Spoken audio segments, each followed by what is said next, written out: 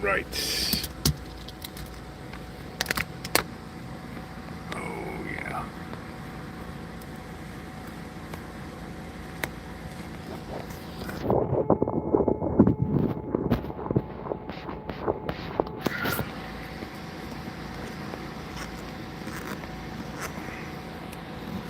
Alright, let's hope that grips it pretty good. You know, boys, it's a bit of a struggle.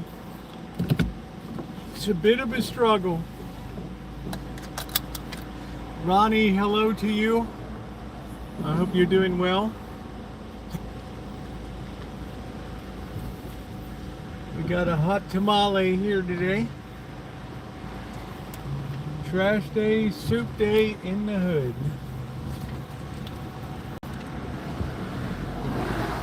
Hello Adam, Michael, how are you? I'm running the cooler. It's good that you don't hear the little fan on the cooler.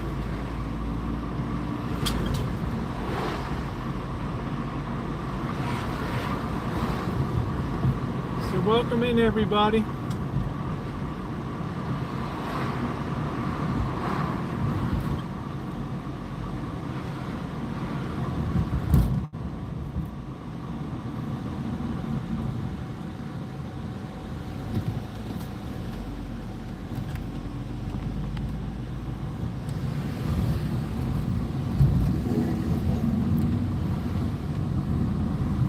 Tis a hot one today, boys.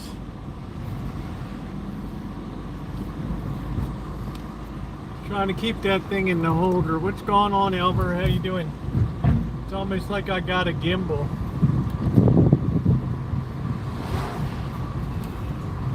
She just keeps wanting to slide down, boys.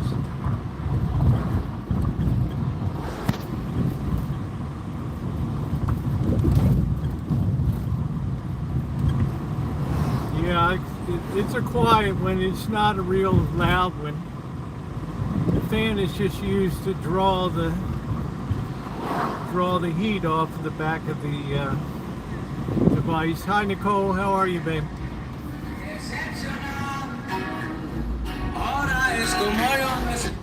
Man, everybody's giving a concert in their vehicles these days. How are you doing, Nicole? Thanks for being here, guys. I haven't been live since Sunday. I've had a lot of crap going on. Last night, a wonderful night with my friend Cindy Russo and her family. Video to follow.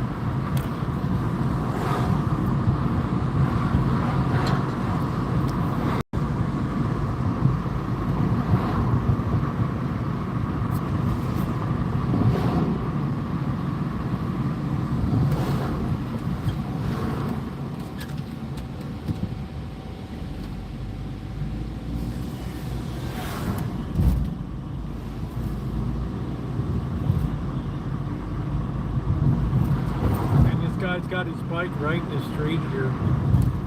Come on, dude. Do better. Do better.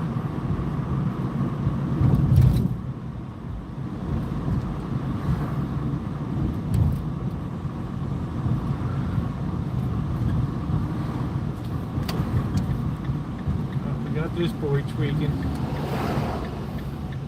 That boy can't even sit down.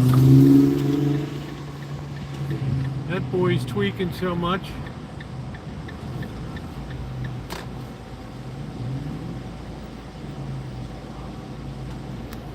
Alright, I'll be right back, guys. Please hit the thumbs up button. We get a long night tonight. I'm going to be making soup this evening.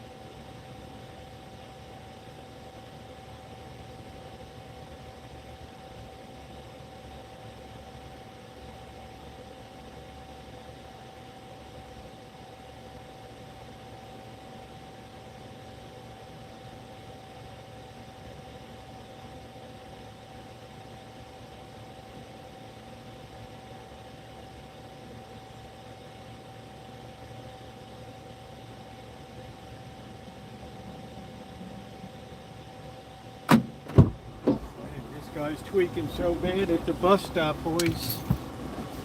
Oh, the coffee. The voices in my head. What's going on, Anton Smith? Are you out of the institution now, or where are you? We're going to mount this up. No, we can't put it up high.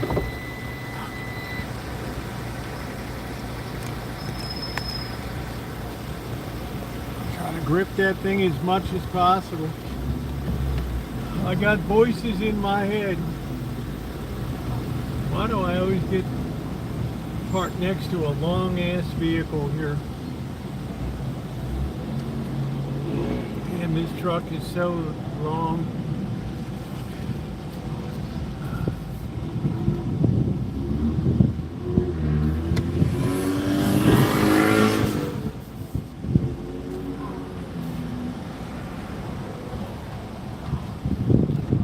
Here we go. Yeah, I gotta make some soup tonight, so it's gonna be a bit. We're gonna hang out a while and get caught up. Talk about yesterday. Then I'll have the video coming up. I don't know if it'll be tomorrow. It might be on. Might be Friday morning. I probably need a little more time. I got some work to do tomorrow. Got a package to open from Kelly, my girl Kelly. Open that later. What's going on, Froggy? How you doing? What is going on? You see Bill Gates out there squabbing today, trog about jobs and the government better be ready. He did everything except talk about social disorder coming up.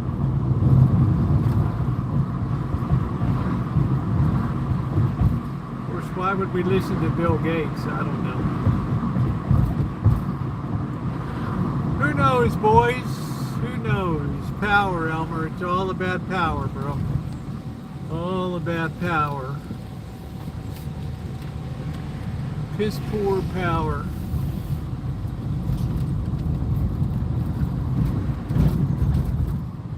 Yeah, like a rich guy come out and tell you about, you know, job creation and all this bullshit.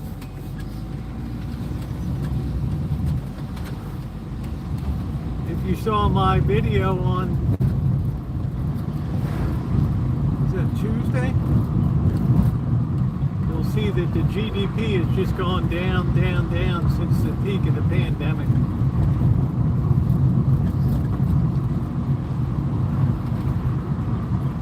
Got absolutely zero effect from all this AI shit on the broad economy. Zero.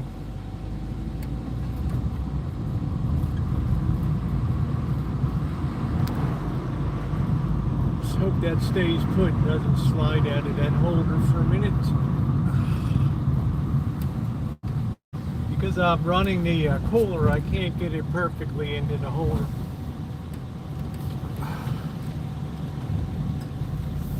Looks like it's 93. 316, that's it, Elmer. Oh shit, we got Flag Girl here. Every time I come in here, we got a different setup.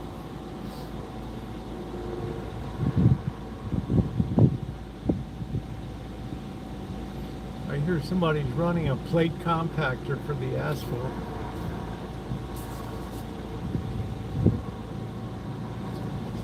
Sean Smith, how are you?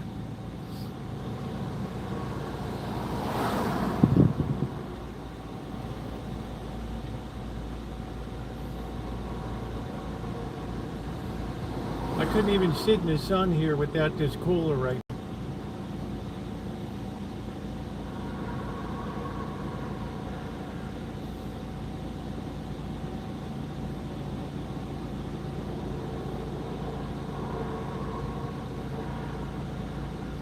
The wind's kicking in too. What's going on, Sean?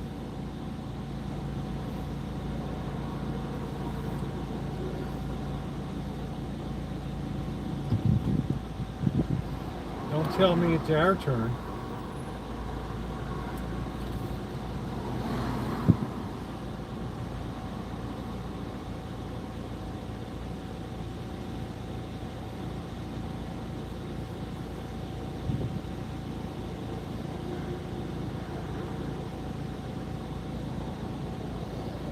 Well, I don't know, Adam. This thing's been going on. I'm hoping we're going to clear this backflow right here, right now. Let's see if our girl is out here today.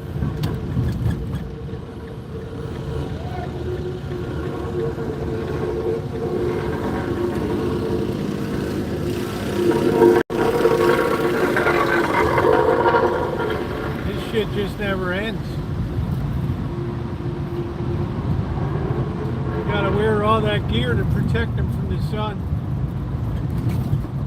Burn up out here.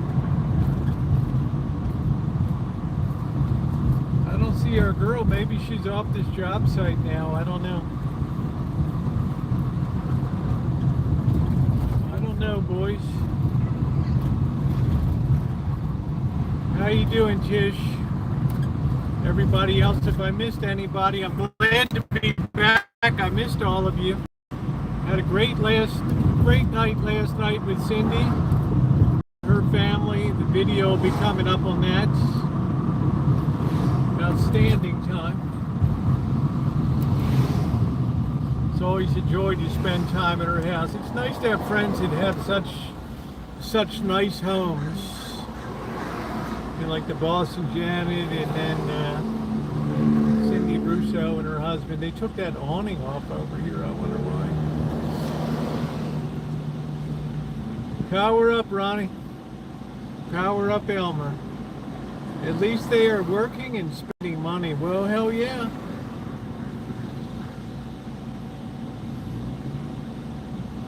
But there's no place to advance to when you're a flag person, so it's pretty much of a flat organizational structure. You're just sitting in the office telling people where in the hell to go, or you're a flag person.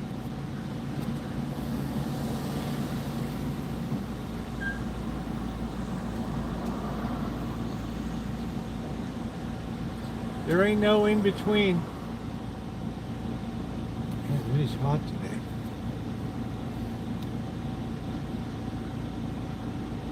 As we get ready to move into September, we don't have many days left in August. Not many days left.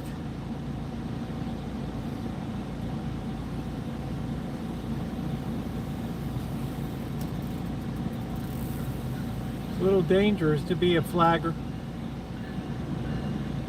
I don't mind telling you, Adam, it's a little bit dangerous to be a flagger, especially around this area where people are flying through the hood. Let's make sure we're charging, which we are.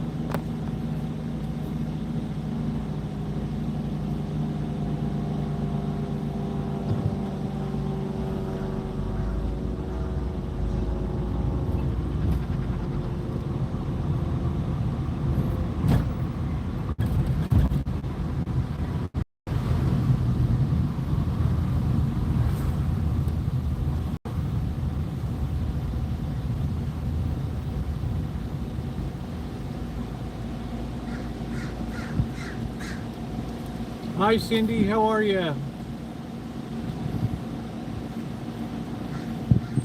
Well, I'm not surprised, Ponjay.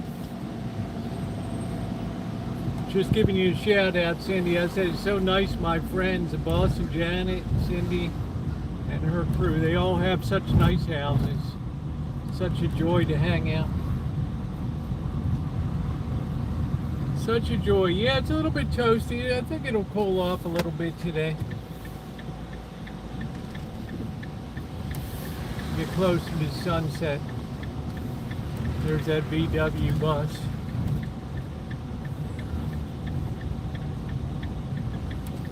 Oh man. I'll tell you about the feast I had last night. I know you're going to see it on video, but so doggone good. Come on, go past. Go on. Go on.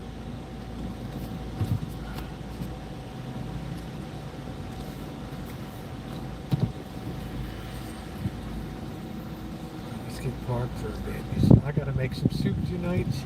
I also want to talk to you about the harvest on the Rancho today. Out there again. The harvest, it never ends. Let's get this thing swung around.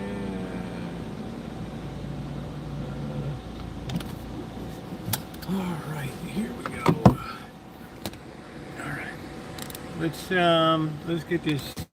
Let's see if we can put this higher in the holder here. Is that gonna work? Maybe it will.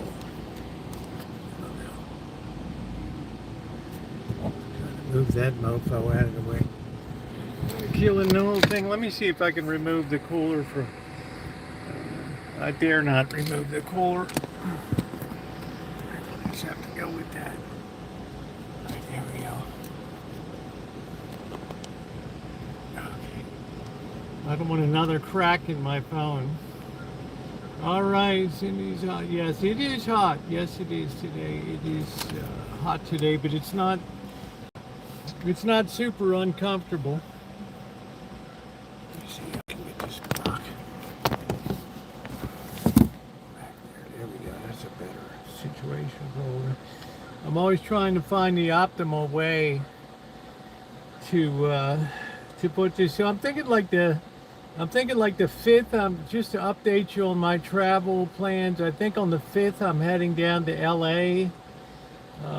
Going to spend, I've decided 3 or 4 nights down there, and then spend anywhere from 7 to 10 days in Vegas. So I should be sometime back at the 18th, shop at Kaufland in Germany. Yeah, Elmer, I'll remember that when I'm over there next time.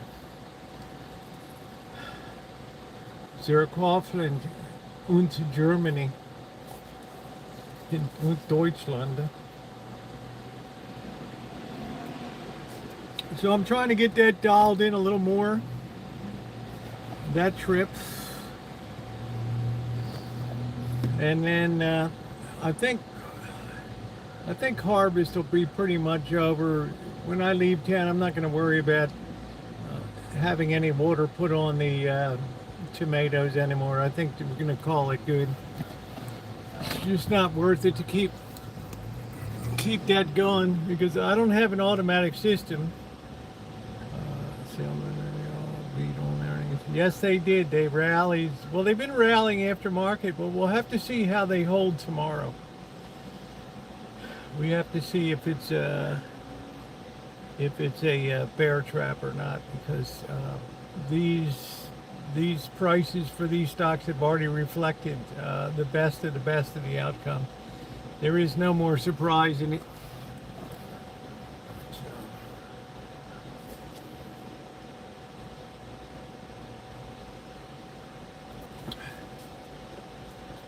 Of them, Salesforce has the worst problems going forward. So temporary bear rallies don't mean anything.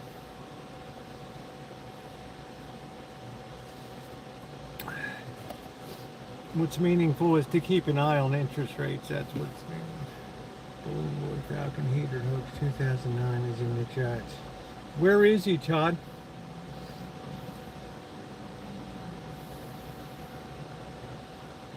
Where is he? Yeah, please hit the thumbs up button if you're coming in.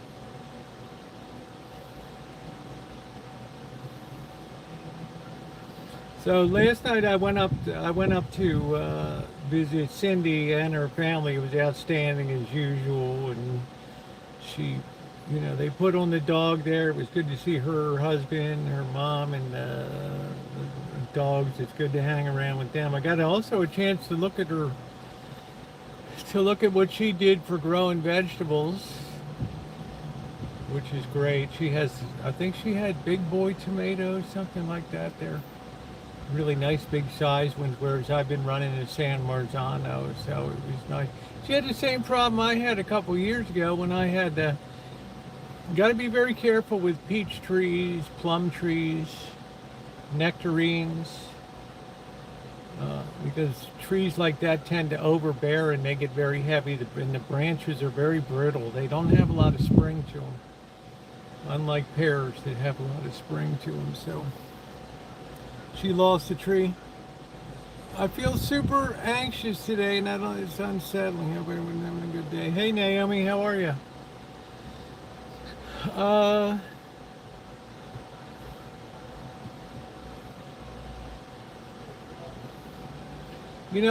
don't think you're alone Blue. I don't think you're alone in feeling that. It's just like, I think a lot of us feel like there's something big on the horizon. We can't quite put our finger on it.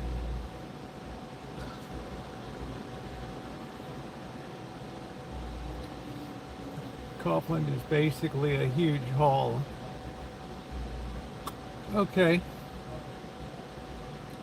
I'll bite. Is it a haul or is it a supermarket? Anyway, outstanding cheeses and meats. I had one of those wonderful things of limoncello, which is a really good little, it's like an aperitif before you really do anything else. Before you get into an appetizer or a cocktail, you might have a little aperitif, something like that. It's delicious.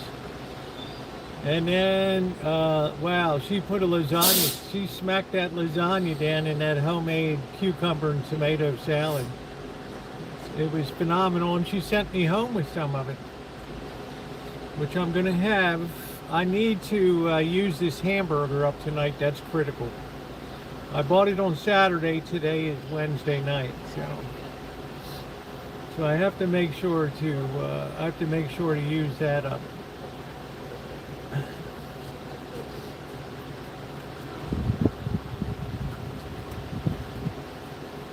Rich kids getting off the school bus in the rich school. So that was excellent, and then she brought out some really excellent cannolis, which great. Tomorrow night we're going to be doing a Costco run tomorrow, and then I'm hoping on Friday I'm going to be able to, depending on the weather situation, I really need to get over there and do some crabbing. My license is valid now for another year, so I'd really like to get over there and do that. So I don't know if Blue Lightning is still, how you doing, Dr. Frankenstein? Yeah, I think a lot of people I talked to have just felt like there's a miasma. There's a heaviness in the air right now. It's not, very few things are lighthearted. We don't have much comedy in the world. We don't really have much laughter these days. A lot's changed since I first started doing YouTube in 2011. A lot. Yeah, it's going to be excellent. It's such a delicious, so I can't quite put my finger on it.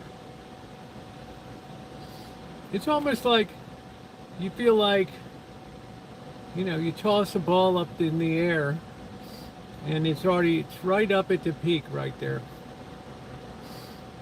That's the feeling I get. I don't know really what the future holds. Like I said, Bill Gates was out there today talking about you know, the government better have a plan for putting people to work or whatever. So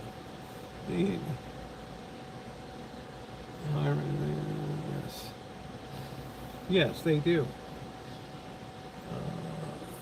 I don't like to see our government, you know, artificially try to hold down interest rates. I know they think it's in everybody's interest, but when they finally stop doing that, it's like when I was working in Hong Kong, and I was working a currency trading desk for a while over there, and Nigel Lawson was the exchequer of Britain, and he was trying his damnedest back then to get Britain into the ECU, into the European Monetary Union, and he had to maintain, the pound had to be at a certain strong level for a certain period of days before they would lock it and say, okay, you're in. And they spent like billions of pounds trying to support the British pound to make it stable enough that it could go into the ECU, into the euro. Well, I remember everybody on the desks all over Asia was betting the other way that he wouldn't be able to do it. big bets, tens of millions of dollars betting you couldn't do it. And then came the announcement, and they did this for days, and then came the announcement that the British had decided we're not going to pursue entry into the EU. Boom. I think we made like 25 million bucks in a day. Plus whatever other deals that Royal Bank was cooking at that time. Garbage and soup day today.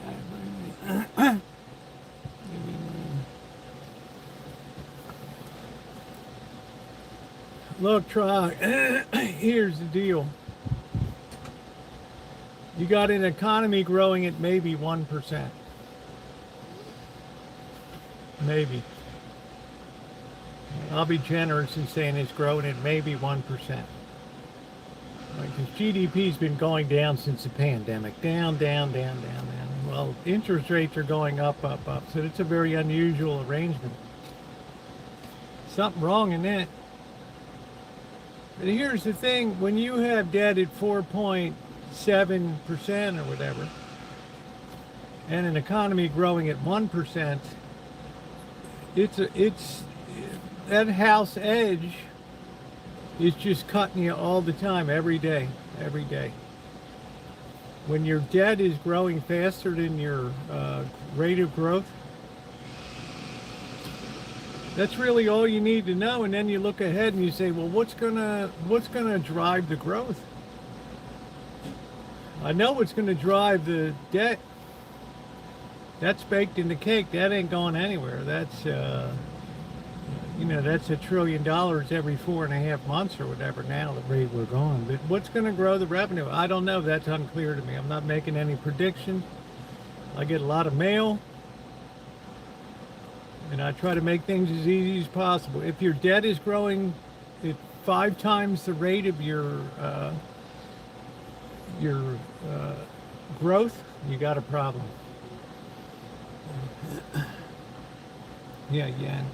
Yeah, these are only my opinion. People ask about them.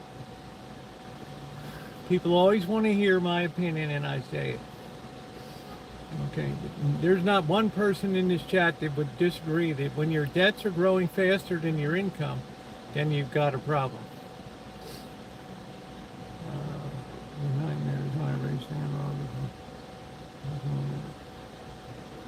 Well, I mean, Trog, like I said, this AI is supposed to be a boom. I'm not feeling the boom. I felt the telecom boom. I felt the .com boom. I felt the real estate boom. I hear now, and I hear nothing. I hear crickets. If anything, the AI boom has accelerated the, has ramped up the forces that are attacking what's left of middle class America here. I don't think it's a beneficial to, I think it's counter boom for the average person. What's going on, Sean? Well, that's what I'm saying. I don't see the income. I see a lot of companies like NVIDIA. They're all trading purchases of equipment between each other. They're all buying each other's equipment, chips and crap, but they're not. It's like a whole game that's just played on the side in another ring of the 3-ring circus.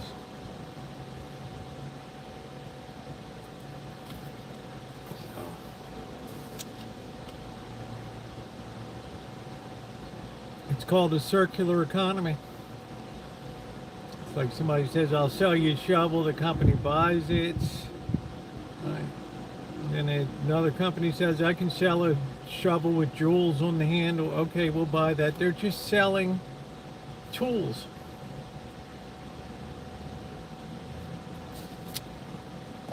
But they're not produced. They're benefiting. Shit. What did Samsung give a hundreds of thousands of dollar bonuses to their people at the factories at Samsung in Korea. How many new operations does TSCM, CCSM, or whatever in Taiwan have? There's no manufacturing jobs here.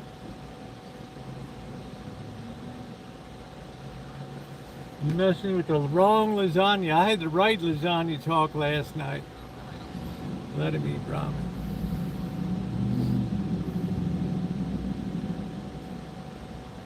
I see a lot of people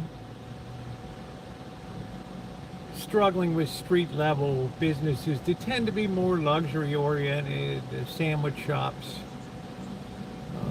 I don't think as many people are eating out as used to eat out. Dr. Burgess. Well, they sure as hell got it over there. I mean, if anybody's made money off AI, it's been the shareholders and it's been the people overseas. Lasagna noodles.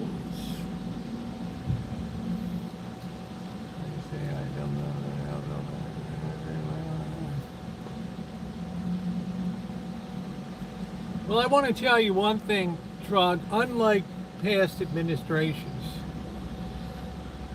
we have a Treasury Secretary that came out of the hedge fund business on Wall Street.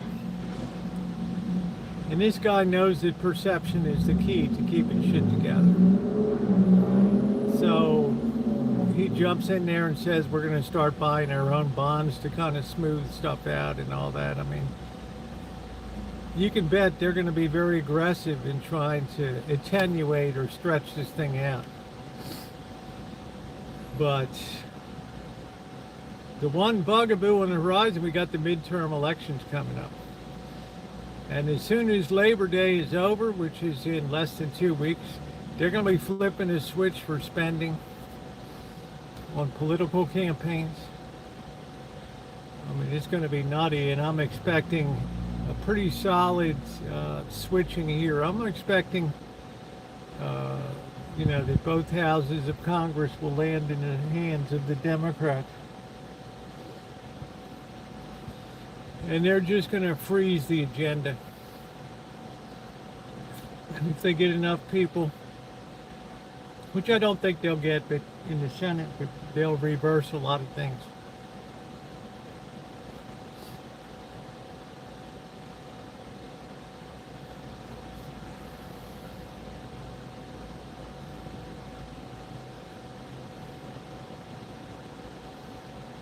And that's where the real political struggle comes in at that point. Whatever Scotty does, that's broken. Well, remember, Ponjay, it's all a zero-sum game. If you artificially play around with one end of the yield curve, the 10-year notes, all the free hands just get temporarily tied.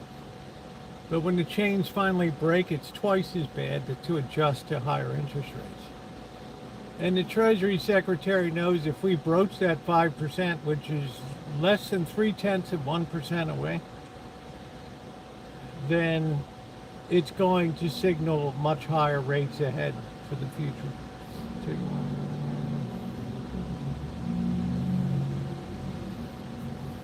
Take it.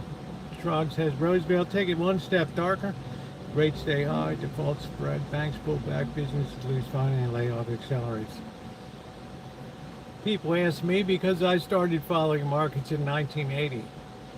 They're like, well, Rosie, interest rates were 17, 16, 15% on Treasury bills. We survived. Make that make sense to me. Well, we had a long path of imploding the stock market back then. We were down in 777 in August of 82 on the Dow Jones Industrial Average. Stocks were selling for 6 times earnings, Coca-Cola and all that. Company earning $2 a share, selling for 12 bucks. You have companies now selling at 20 to 30 times that. The other difference is our corporations were our return on investment capital was much higher now. much higher. And I've shown charts and I've done videos that said since 2010, really since 2000, the return on investment capital for the S&P 493, apart from the Glamour 7, has gone from 13% to about 5%. So when that 10-year interest rate gets to 5%, you start burning capital. Every time you have to borrow, you're not returning on enough on investment to exceed the cost of capital. And you become a money burning operation. That's a problem. Our corporations are not near as profitable as they used to be. It's only because of stock buybacks and shit like that. So it's just shrinking the number of pieces the pie gets cut into. And rejected 10-year rate at 8%.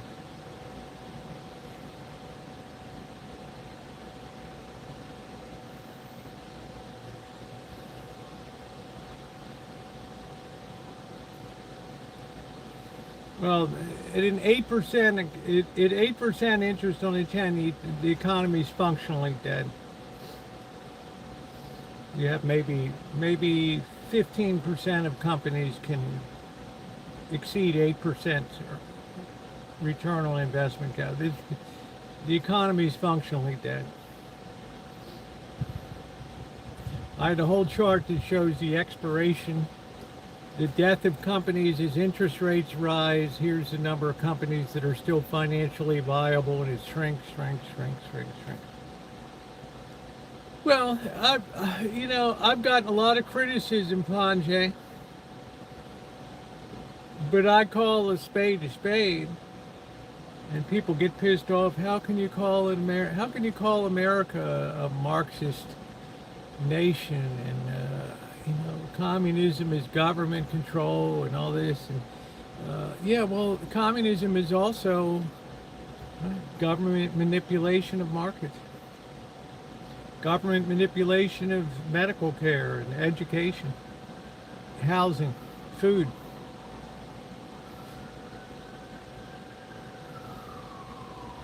Better wake up. There's only so much you can manage. There's no free market here.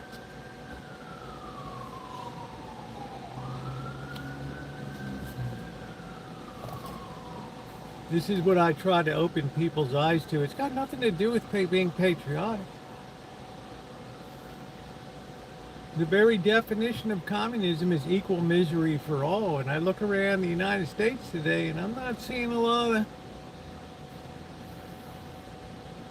I'm seeing a small core of people that are having the time of their life. And I see a large core of people that are, they're just getting by. They're worried about the next rent cycle, or making the car payments and all that.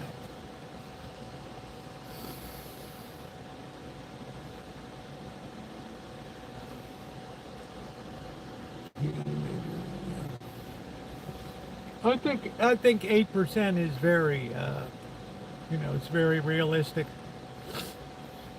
I believe that the time frame will be much accelerated for what you said. If you look at the chart of you see that we just came out of a pennant, what's called a pennant formation, and the 10-year note had been consolidating for almost 2 years. And it's projecting about a 7%, 7.5% until the next stopping point. So that's why the government's stepping in. Hey Sig, yeah, there are more people living in RVs and cars now. Yeah, because, Sig, honest to God, if I was working a low-wage job and shit, I wouldn't even be on the treadmill anymore. I'd say, you know what? I got my Planet Fitness membership. Hi, Kelly. I got my Planet Fitness membership. I got a car. I'll make it work. I got a job, and I'm just going to save money like a mofo. I'm dropping out of the bullshit with the rentals and all that. You lock all the doors, that's right. How are you, Callie?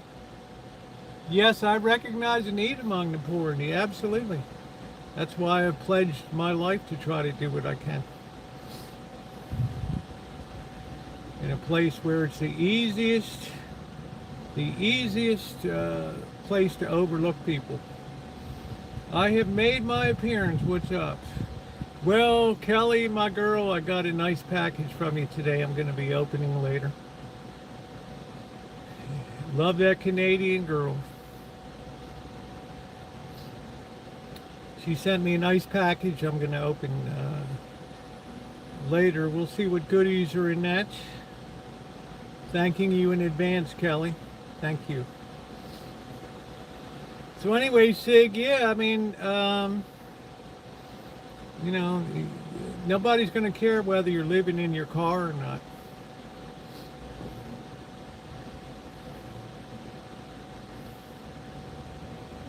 Yeah, well, I'll have more to say, Kelly, when I open it up. I want to see what we got there. So thank you. Hey, Buttercup, baby.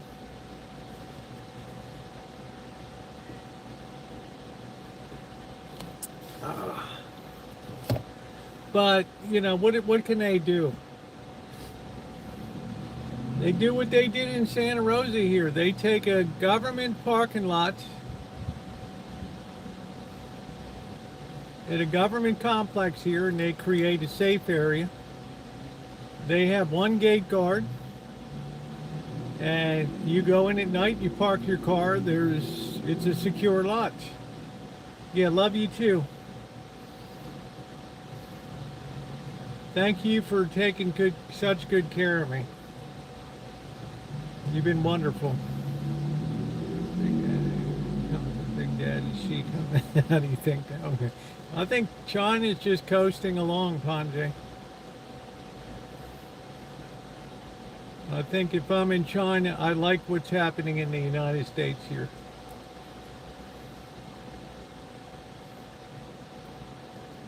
You look at where the production is occurring. Even in the AI boom, the production's not here. It's over there.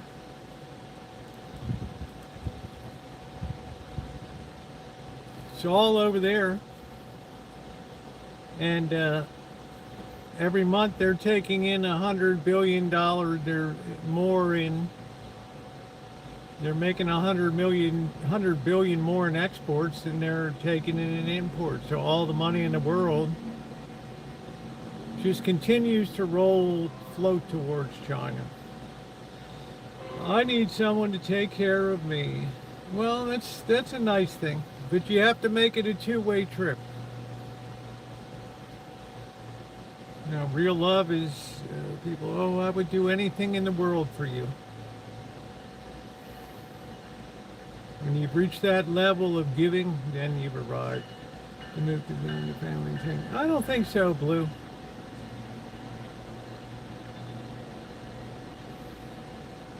I think you're a very smart person. You're financially savvy. I think you've made good decisions. I would continue to stick with the food theme. How do you know you do little?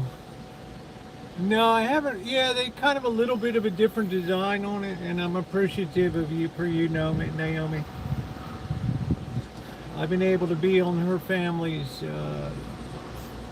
YouTube premium for a couple years. It's been fantastic. I'm appreciative.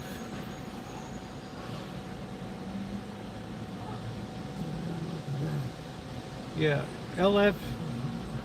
LSMFT, Lucky Strike Mean Spine Tobacco. It's still on every package. L.S.M.F.T.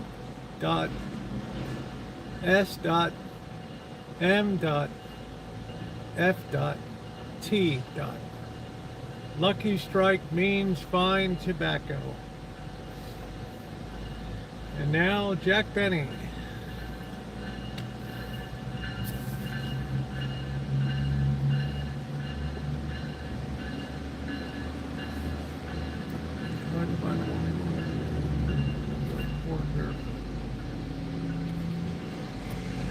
with all due respect, I don't think that is the best approach to use. I need a woman to take care of me. You know, you got to bring something to the table. You know, you got to balance that equation.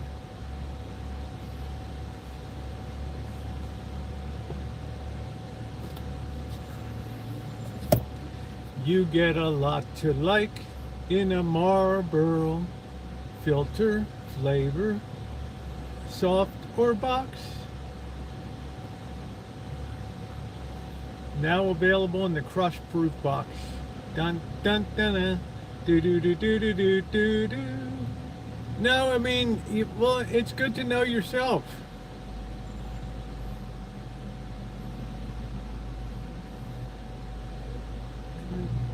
I think a lot of people want to be taken care of. Yeah, I know what you mean, but sometimes the word choice, you have to be careful with word choice. Yeah, I like a companion too. I didn't know anything better in the box. I think I had Viceroys, I smoked Parliaments, I smoked Winston, I smoked Marlboro, I smoked Marlboro Lights. But for 30 some years I'd quit, and then during the pandemic in 2020 I started again. 2019 on and off with cigars and shit, and then in May of 2021 I just stopped, didn't pick them up again. Parliament.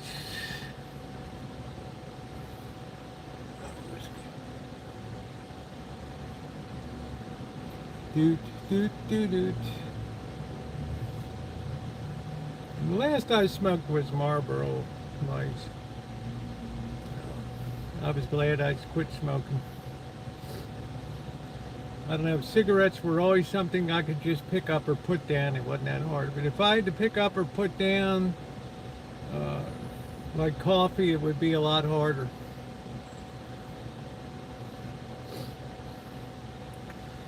Even harder than that. I wouldn't even miss alcohol that much. Alcohol is a life enhancer for me. It's not a necessity. Hey Alex, how are you? Thank you. Please hit those thumbs up. But this is what I tell you is so unusual in my time. I have the knowledge of so many years of, you know, market history and the way society was at certain points in the 70s, in the 80s, in the 90s, the thousands, the 10s, and 20s. This is a very remarkable period here. I've never seen the hyper concentration of wealth that we have right now with so little impact on, so little positive impact on society. It's like all the benefits are accruing to shareholders and the big squeeze is on employees. It's a very dangerous setup for a social economy, for a political economy. I think if I skip meals, bloating. Do you have bloating? Bloating. Not too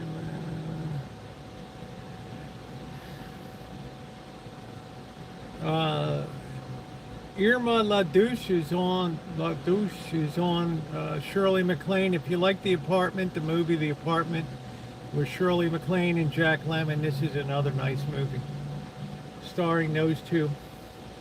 That's available for free.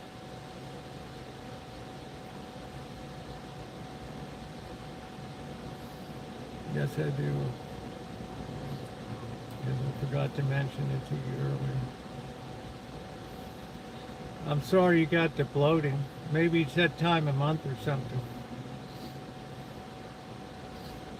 Water retention.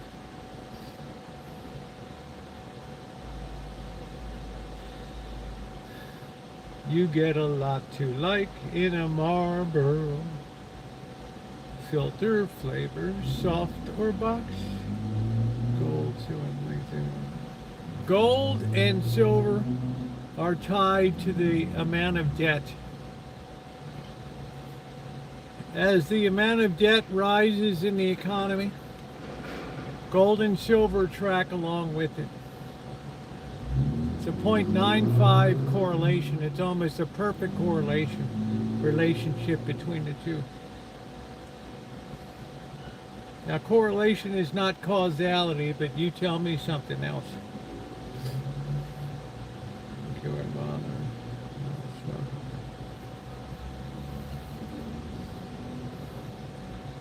Yeah, I think a lot of it is in the genes, Alex, myself. But I think you would agree we've seen very little benefit because an economy has to, economic success has to be built on the majority. It can't survive on a minority.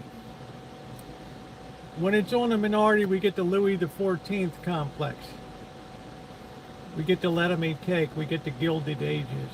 And the pushback from that gets to be very severe in society. It's about lizards who say,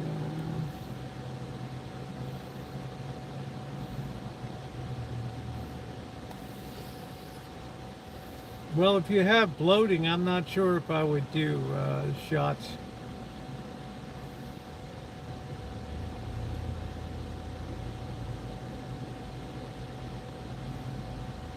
Right now we have wealth that's hyper concentrated. This is what worries. Bill Gates came out and gave a speech. He said, the government's got to be ahead of this shit. He can read the tea leaves. He sees what's going on in the employment world. He sees what AI is doing. So we have a market that is, investment market is absolutely disconnected from the real world.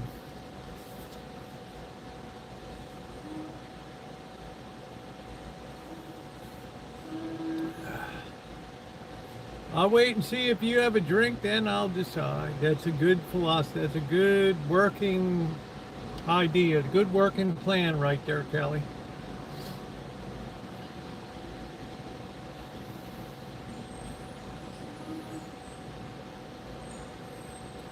That's the most remarkable feature of this economy to me, is the total lack of trickle down.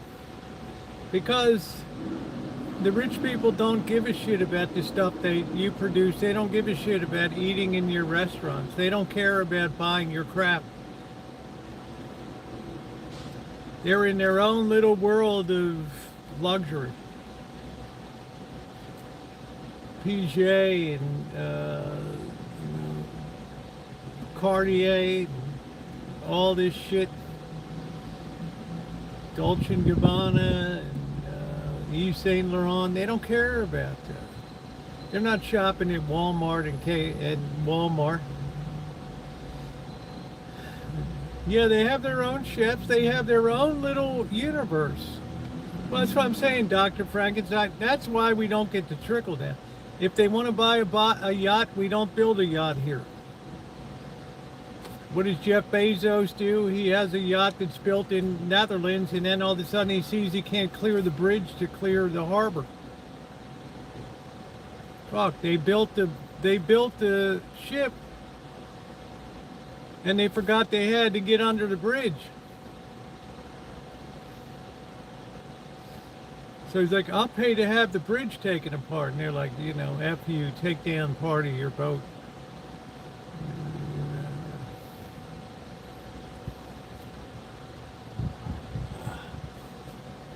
So they want a yacht, they're not buying it here.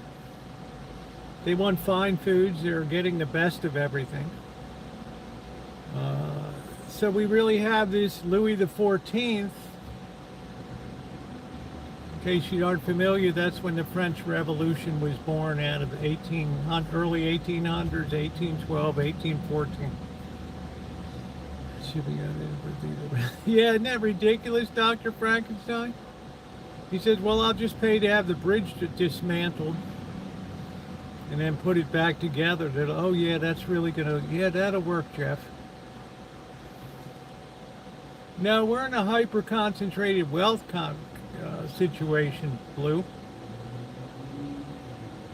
where 80% are hanging on, 10% are what's left in the middle class, and 10% are living high off the hog. That's it.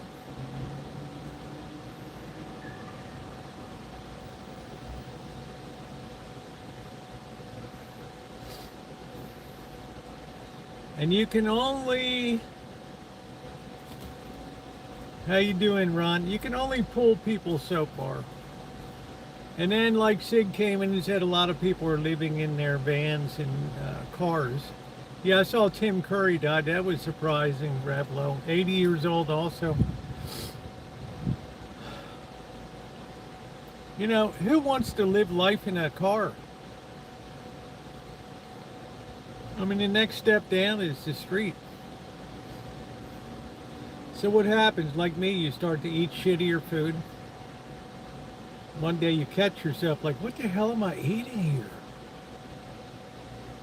What is this stuff? It's not even ground beef. It's like macerated beef that's extruded into fine little greasy sludge. And you're like, how'd this happen? And you go to buy a box of Cheez-Its or whatever, and it's so light, you almost toss it up in the air. When you go to grab it, it almost floats upward. You look at a Snickers bar, it's so small. I don't even look at chocolate anymore. I bought chocolate to make the ice cream, which I still have to do. President Trump's greed pressures had to lower rates.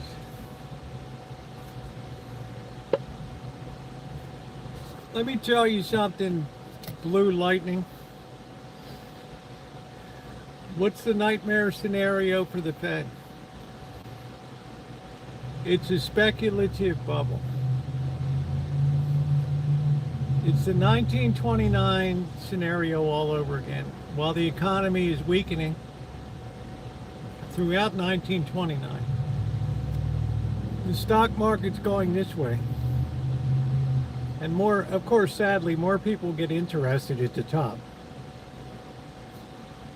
And what does the Fed have to do? In the face of a declining economy, they have to actually raise rates to cool off the investment markets. You talk about pain on the bottom end then.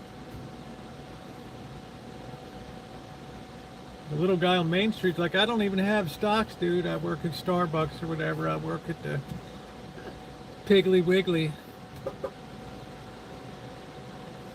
That's the worst.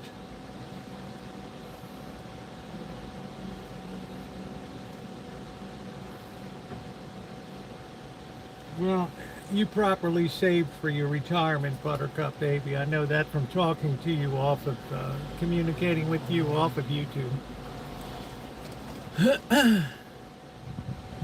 It doesn't matter. You might not think that you can raise rates, but if you don't raise rates and the market just keeps taking off, then you got a bubble that when it bursts, it's catastrophic. You have the 1929 experience all over again. That's what keeps him up late at night at the Treasury and at the White House now. The worst scenario of all is you have a newly appointed Federal Reserve Chairman, Kevin Warsh, who has to call the president and say, look, Mr. President, I got to put a damper on this market. We got fools outside of brokerage offices now lining up to open up trading accounts. Yeah, that's a good thing, isn't it? No, Mr. President. Because the average slob on the street is barely making ends meet, and now we have to raise rates to cool this thing off.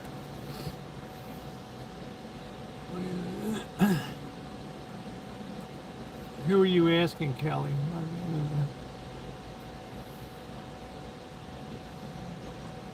Yeah, we can't raise rates, but that doesn't mean that you can avoid raising them. That's my point. You don't have a choice. And right now, the 3 and 6 month interest rates are above the Fed funds rate.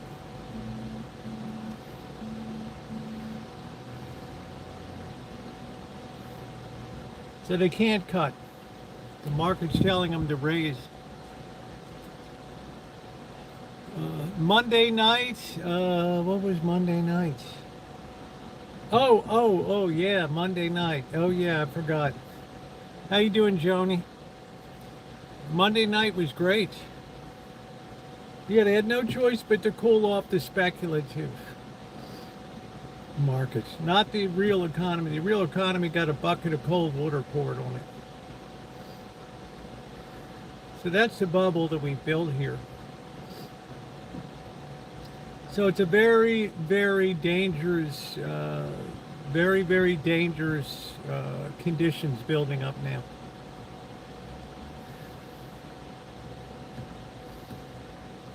Because sadly, as markets go up, most of the interest comes in at the end. Most of the people get trapped at the peak. They didn't care about it when it was good value. They got in at the top. Loud but nice, yes.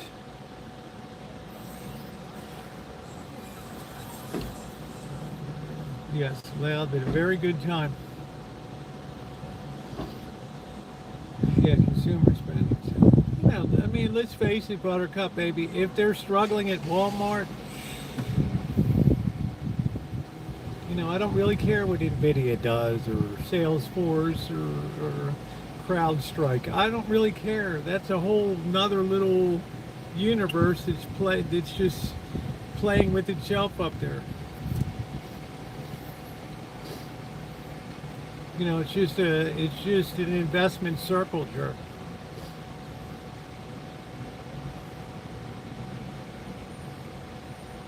How's that benefiting the average person on the street?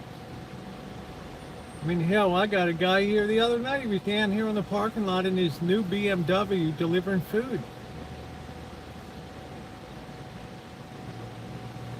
Dude's got a, I don't know, what, $65,000, $70,000 vehicle? Dude, what right do you have to have that vehicle? You should have a beater van.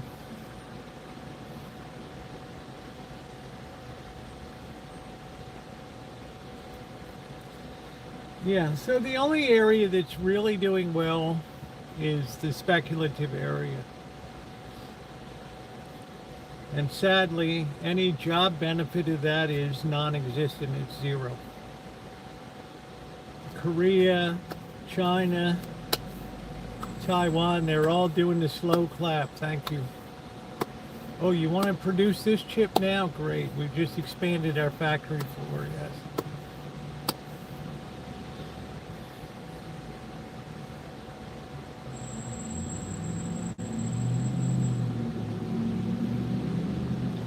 I don't know if there's anything they can do about it. Hey, Alan Gentry. I don't know, Buttercup Baby, if you can do anything about it. When you start going in there and trying to manipulate the 10-year bond and you start to scare smart money people, they're like, whoa. They're like, whoa.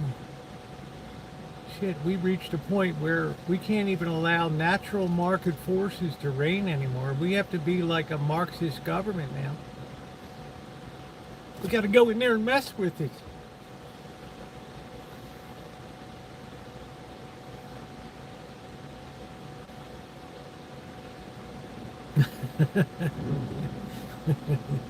You're too kind, Kelly, to an old dude. I mean, so please, people, don't send me hate mail about we're not communist. You know, we're not this, we're not that. Think about this too, Padre, and I've never talked about this before. Think about commercial real estate like a company that's maybe been around for 10 years. maybe it's a restaurant. And they've just been squeezed so hard that they just decide after 10 years, you know what, we're done. They make an announcement on Facebook, you know, we've achieved everything that we want to achieve, blah, blah, blah, we're closing up. Place goes vacant. Who takes it over? You would think that vacancy would be a market signal that the cost of doing business is too high. But the landlord's like, if I lower the rent on them, that'll lower the capital value of my building. My building is priced at X, at square footage times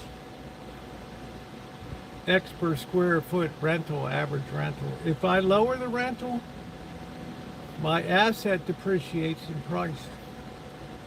So you ask yourself, why do we see so many vacant places? Why wouldn't they just lower the rent to get somebody in there doing something?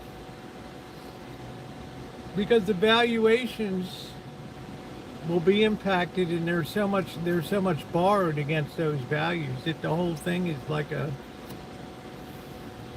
it's like on the San Andreas fault.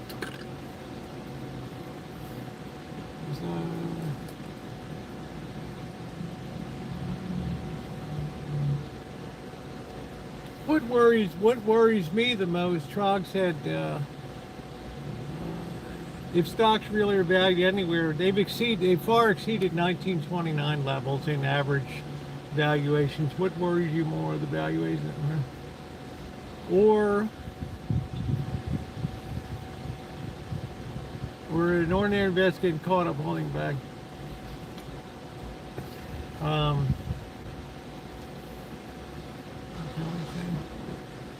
When you pick up another pair of those pants, yeah. I don't need money.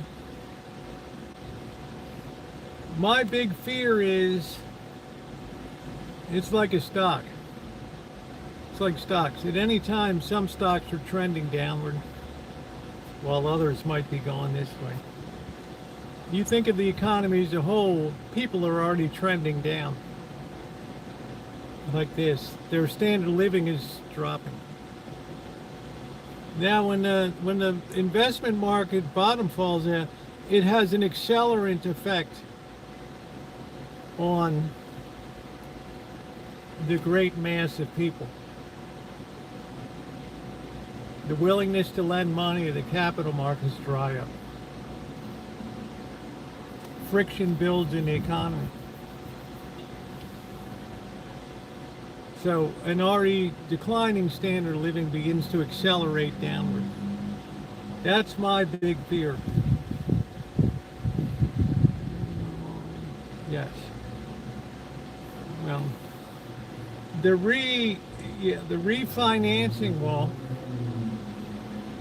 has to do with companies that took out long-term debt during the pandemic, pre-pandemic, when 10-year rates went down to 0.3%. Something like $2 trillion of that debt is going to roll over in the next 12 months or so.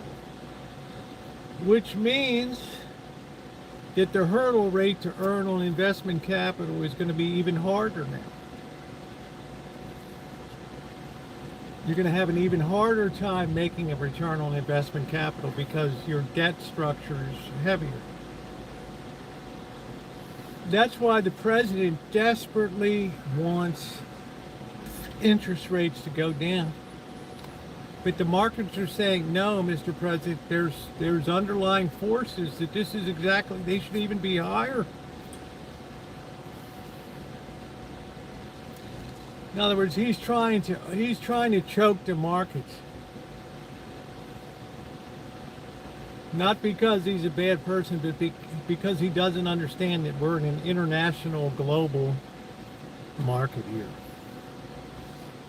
And we depend very much on inflows to fund our debt and stuff. Just by with me. There's Noah. How you doing? Big business world. Well, no, not necessarily. You know, one of the darlings of the 1920s was AT&T. One of the most enormous growth businesses in America was the installation of telephones in homes. You would think, whoa, shit, just a basic phone. And AT&T got absolutely hammered in the Great Depression because people couldn't believe it. They were pulling phones out. Factories went on slowdown producing cable, handsets, all that shit. See, the people in this economy have to relearn, they have to learn thrift. They think to themselves, well, I had one less latte, I had one less Starbucks coffee this week or whatever. I'm thrifty. No, dude, you don't even know what the hell thrift is.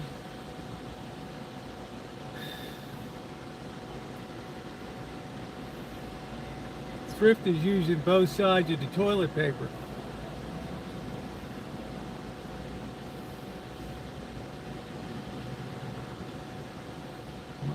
Small quantity. Yeah, I heard a couple bought the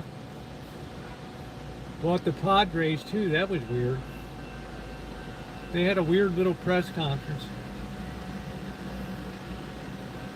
Jose Feliciano and his wife. Not the come on baby light my fire, try to set the night on fire.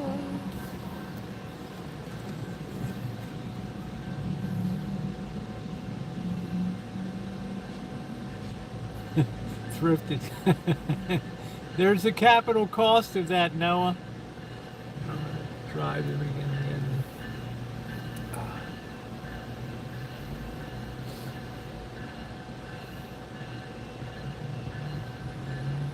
So, you know, it's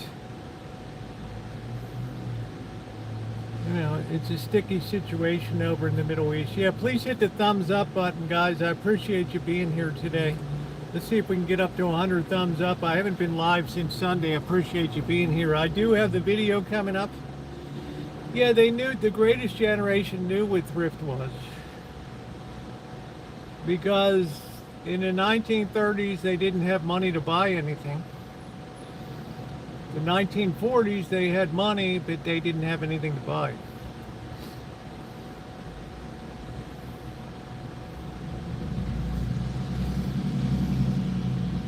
So it was a perfect combination. It was like the post-COVID boom on steroids.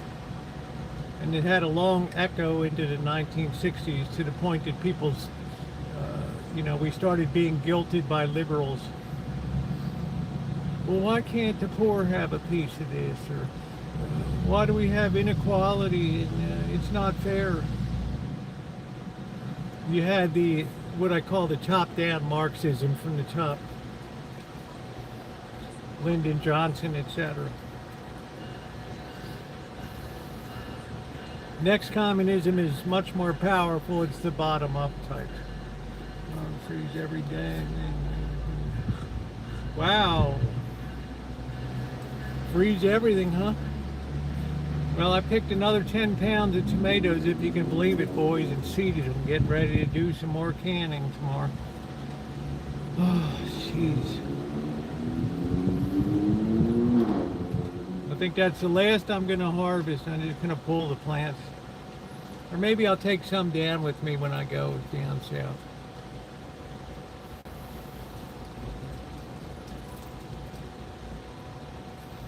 But you had that guilting of the 1960s.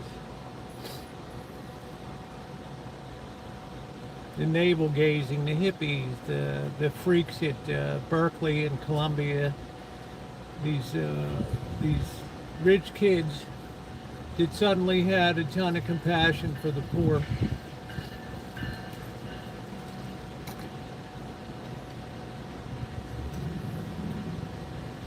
They pushed all the blacks out of the Haight-Ashbury, took over their places, didn't pay rent.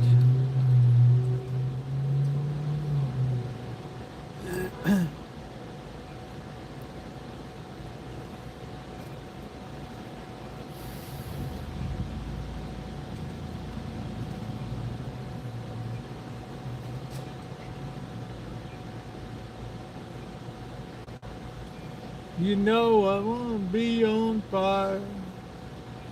Come on, baby, light my fire. Do-do. Try to set the night on fire. He was the worst. LBJ was the worst. The things he kicked off in this nation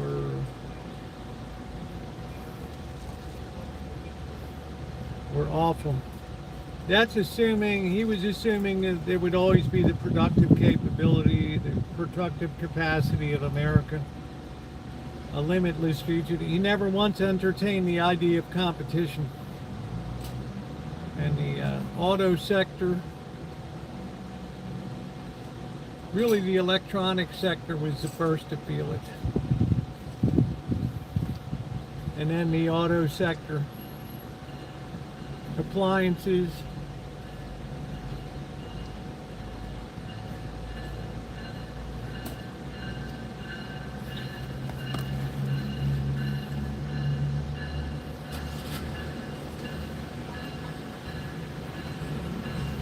no, I think he had support because they were able to make people feel guilty. In other words, they could start to criticize wealth. They could start to equate wealth equals bad. You know, sharing is caring or whatever.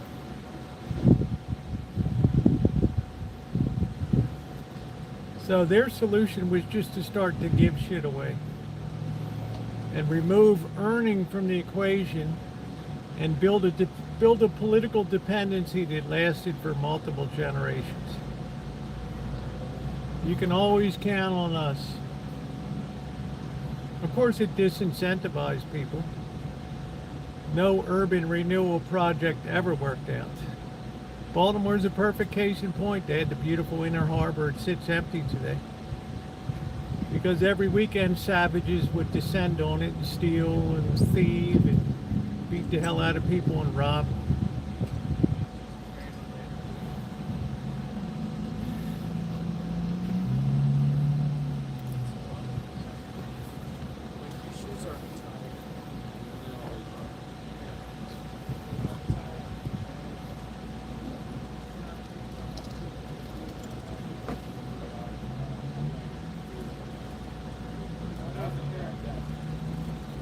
Well, because we're a nation of law-abiding people generally, but we might not like taxes and property taxes, but we pay them.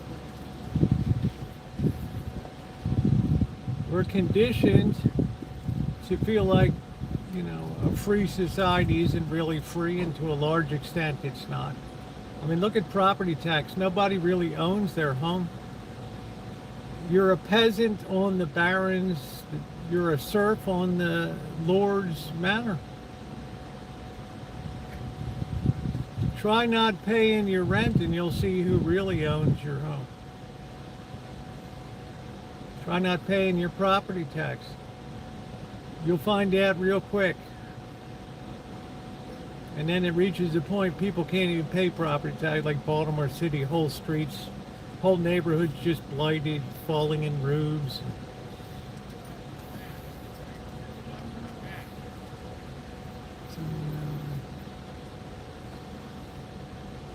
Yeah, dependency, that's right. We took the wolf away from the door. And now people think that there's no such thing as a wolf anymore.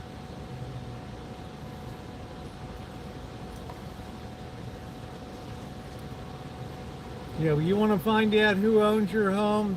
Try not paying your property taxes. You'll find out right quick.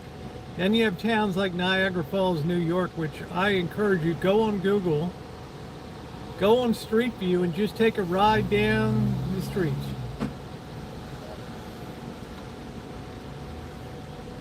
Because New York pushed their taxes so high that it just crushed the economy there. And right across the river in Canada, you have a thriving, beautiful neighborhood.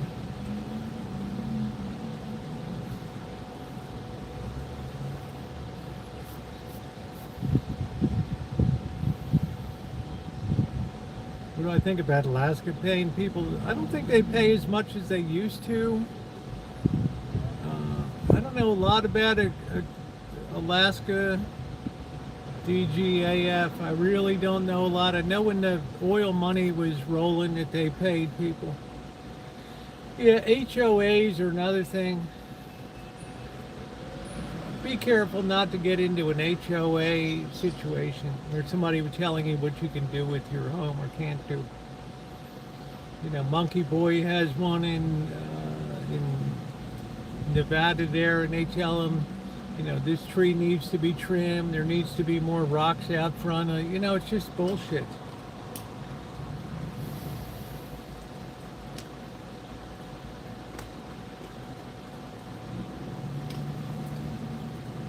It's all, you know what it is, Buttercup baby? It's all about recurring revenue.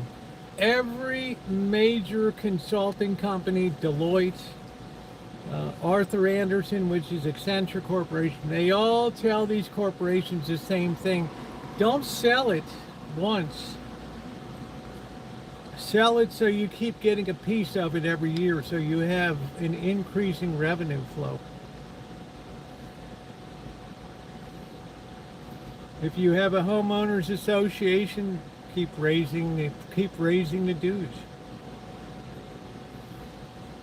And then you get into all the deferred maintenance stuff, and then you get hit like in Florida with a $200,000 assessment, special assessment, because the concrete's falling off the building due to the sea air.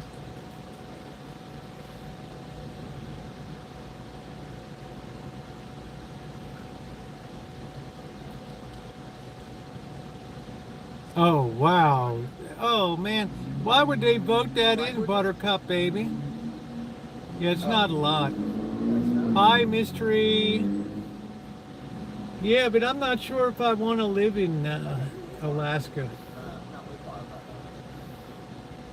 I mean, I look at videos, I see them interviewing people in the street, you know, and it's like, yeah, it's good, it's natural. If you like nature, it's beautiful. Well, you know, personally, nature horrifies me, but if it's your thing, it would drive me mad. All the blue, all the green, all the open vistas, the beautiful mountains with the clouds going by. I'm not sure about Anchorage. I'd worry about the big earthquake, but I'm in an earthquake zone here, so what does it matter?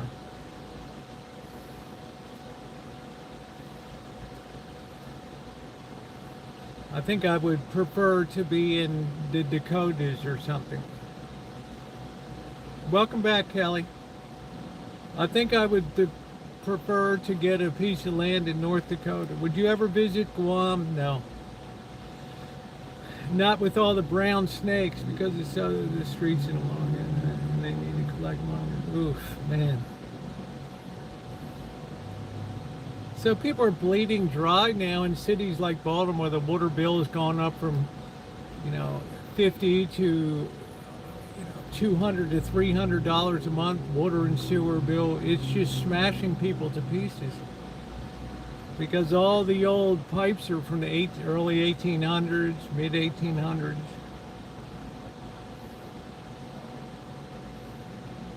Here they want to push up the sales tax to 10.5%. I told that to Cindy Russo last night. She's like, what? I guess everybody will be shopping at the Roner Park Costco.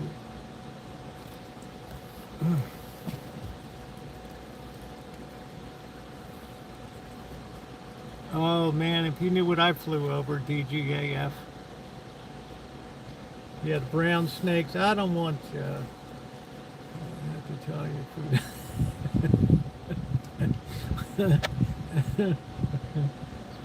I don't really mind flock cameras. I don't mind if anybody keeps an eye on me.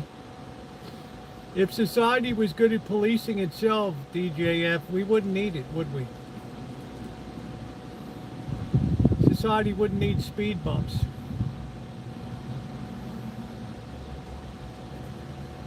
Wouldn't need policemen.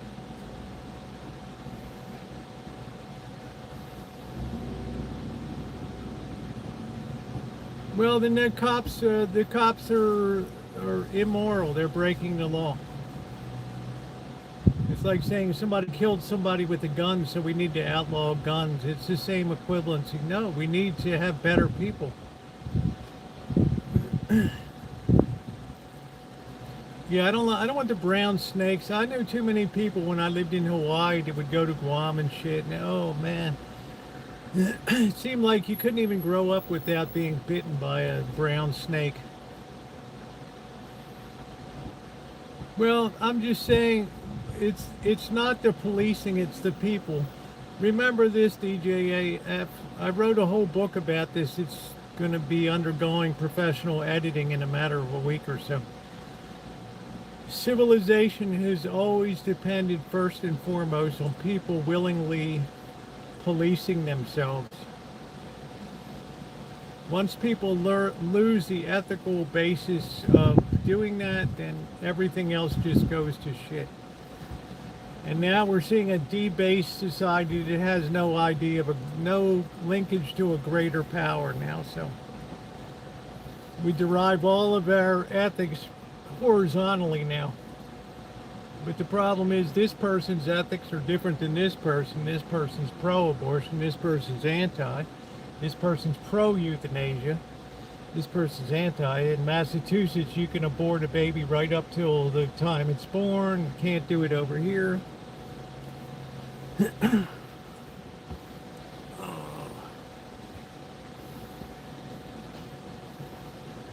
Yeah, I don't know. Just mass surveillance. We need better people. I didn't have surveillance in the 60s. London didn't have any cameras up. London is the most surveilled city in the world.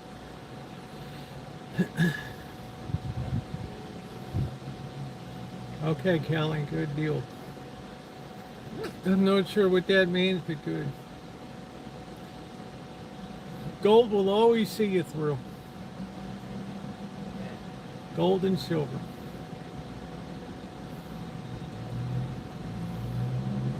The United States has been around 250 years. Gold has been trading for 5,000 years. I'm not sure, Callie. I'm not sure what the Friday thing is. Actually catch criminals in the act using CCTV.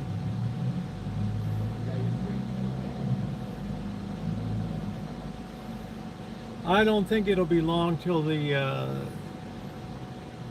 UK police have guns.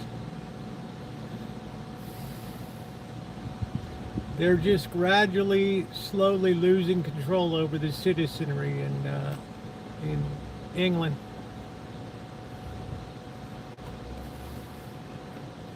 I wish I had silver. No, I don't think Puerto Rico should be a state. I was stationed in Guam and I'm worried about the stones. Oh my God. Yeah, I mean, Sig, if you step on one of those stonefish, oh. Yes, Alan Gentry, the family structure collapsed. Normal, familiar, base building block of society crumbled.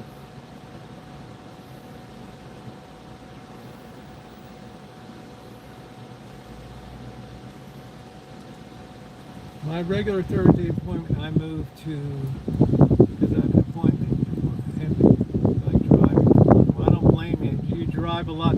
Oh, a stonefish blends in perfectly with the bottom of the water. And if you step on that, those spines, you have a good chance of dying.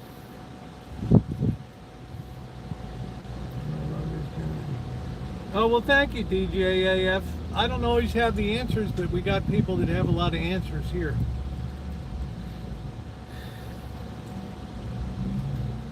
And you're 30. Yeah. I have to say you got handed a really bad bag. I have felt a lot of guilt about that.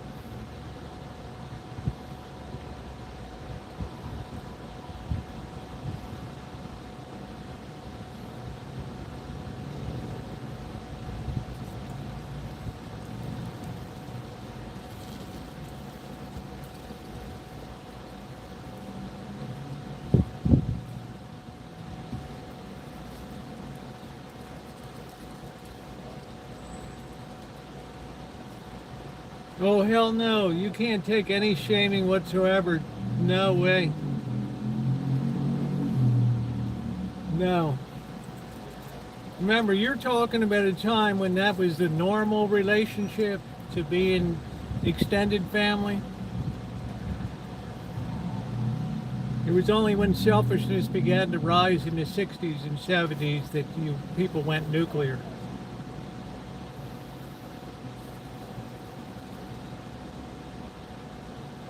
I gotta find myself. I gotta do my own thing, man.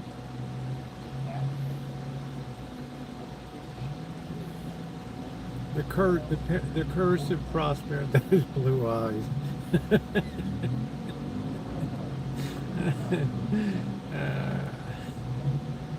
Old blue eyes, fly me to the moon. You know my name. So I wouldn't take a bit of lip. Yes, I think our generation will be called into account. Not just us, but I think there's going to be a reckoning.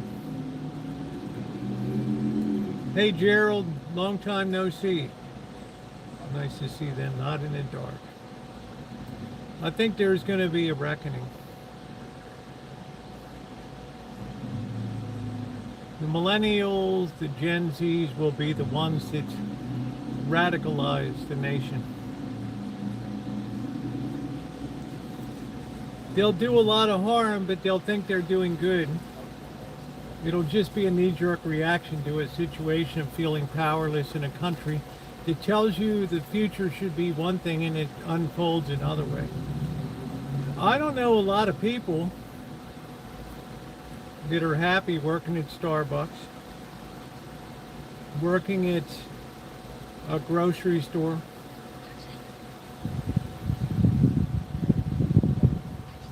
I was going to think of a manufacturing operation here, but apart from Amy's Kitchen, I can't really think of any, and they're always perpetually pissed off down there.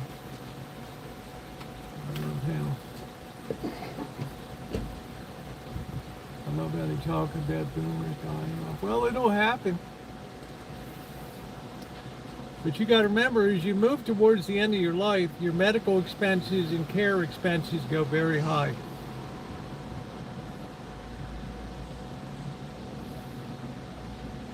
And two things happen. Either we can afford it or we can't afford it. If we can't afford it, what are the alternatives? You cap it. Yeah. Who's your family? Well, I got a cousin in Idaho. Well, you better make good with him because that's where you're going to go.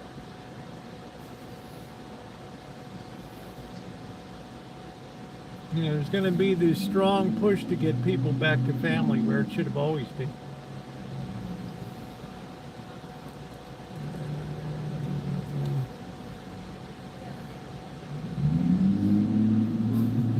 Nobody works at the DMV. I don't know. Last time I had to, what did I spend 4 hours at the DMV? Now serving B240 at window 12. And I got like B268 or something. Shit. And they're only, because you don't have an appointment, they're just where they have a space available or somebody didn't show up. Now serving G187 at window 3. A city of 200,000 people with one DMV office. Yeah, that's what I'm talking about, Sean Smith. No, because healthcare is not free. It's easy to like healthcare when 10% of the people are absorbing or sucking up 90% of the spending. People up through age 50 spend very little needs for health care.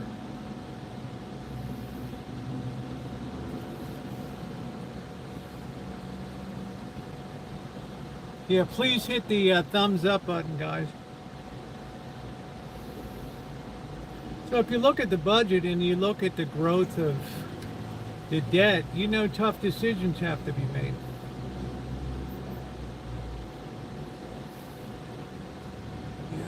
Somebody that needs life-saving treatment. there'll be a decision made whether that life is too much of a burden on society to save the life. What are the prospects for the person? What was the company that came out with the pancreatic cancer treatment today? $450,000 a year to extend life, maybe a year.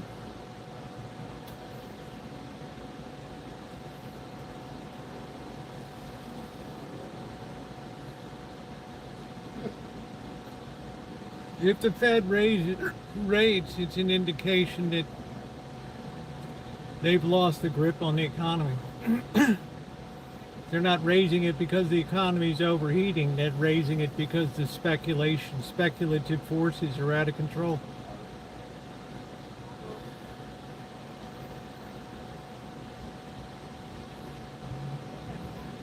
That's what I'm just telling people. There'll have to be hard choices made. Well, yes, they would feel differently, but you know, there's also the cold realities of finance and money. And if it means that much to you, then take a second job.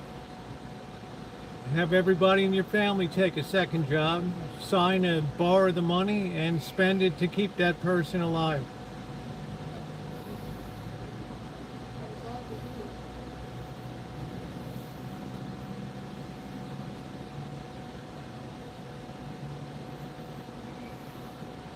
It's like the Medicare spending is just going off the chart right now.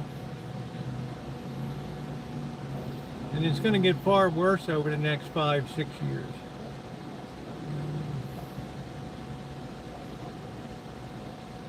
I don't know about that, Elmer.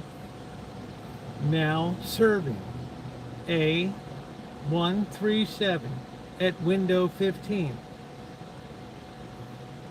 Now serving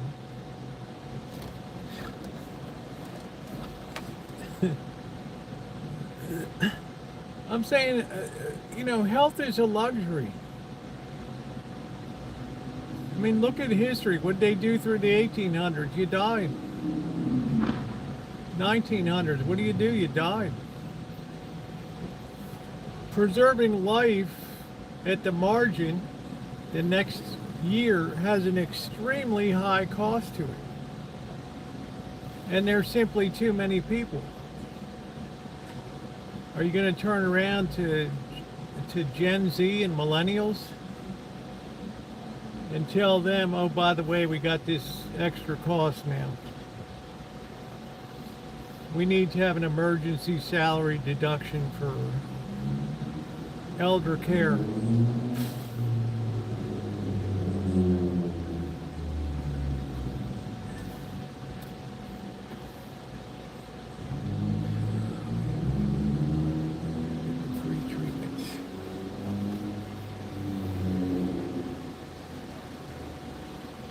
Nothing's ever free.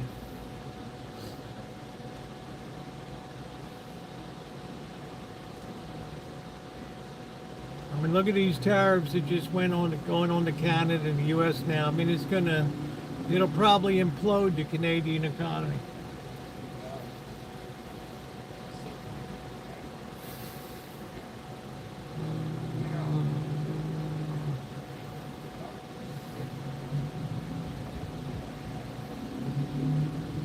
So you have a pancreatic drug now that can extend your life a year or so for $450,000. It's the same as creating a job in Pittsburgh, Pennsylvania for a battery factory. The Department of Energy spends $140,000 to create each of those jobs. The economy didn't create them, the government did.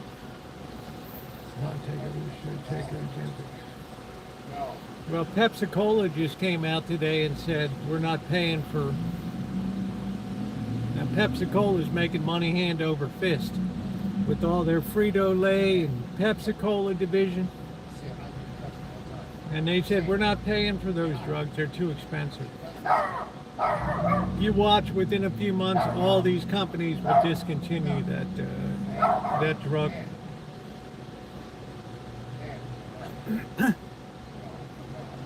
It's all up there now.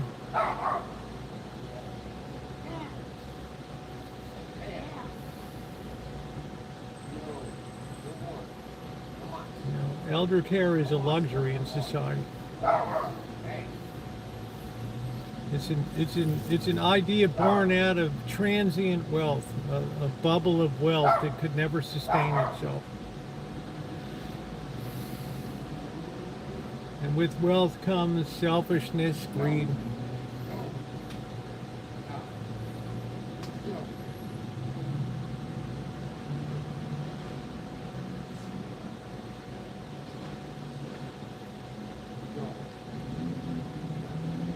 Yeah, somebody has to pay the bill. A137 Windows. I don't know, Elmer. I'm running Windows XP, babe. Very clean, lightweight program. No bloatware. Nothing you do better. Well, Newsom's in a box. Whoever assumes the office has a very difficult task. Who's going to buy the houses of the boomers when they all want to sell and they don't have kids?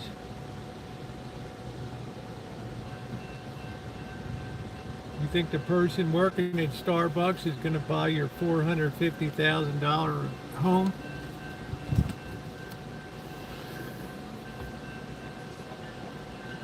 Yes, we should care for the elderly and disabled, but at what cost?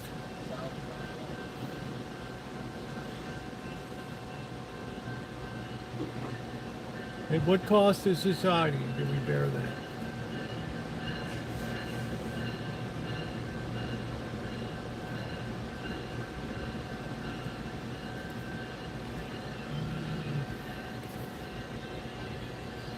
My work is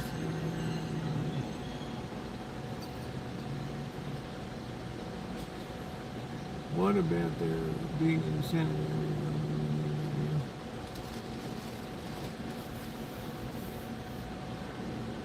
There's no offsetting asset. There's no, healthcare is a cost center. It'll never be a profit center.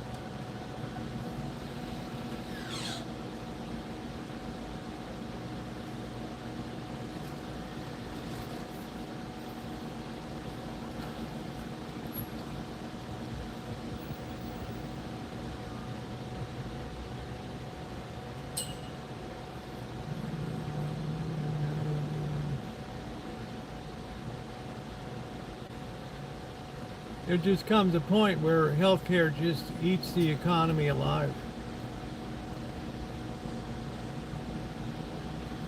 You see cities like Santa Rosa, because of pension obligations, giving people these big fat pensions that are failures in office, that the taxpayers are now stuck with a 10.5% tax rate, sales tax, on top of already high property taxes, income taxes.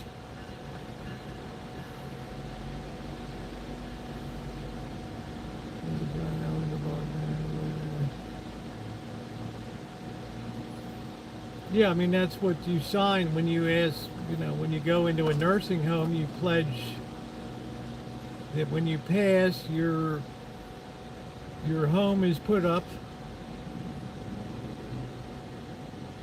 to pay that cost.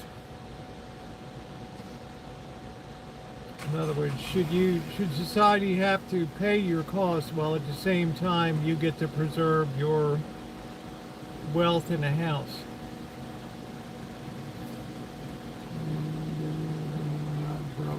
I don't know, Canada looks a little rugged right now.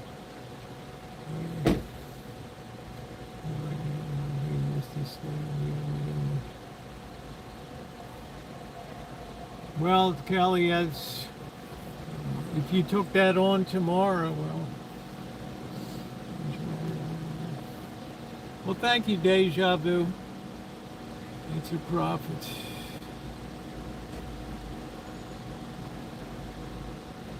Yeah, but it's a dead-end business. To me, if you put your elder in, it wasn't necessary, you're wrong. You know, I'm not going to, that's pretty thin ice to go out on, so I'm going to steer clear of that one. I just talk about the side of the cost to society part of it. That's kind of what I'm focusing on.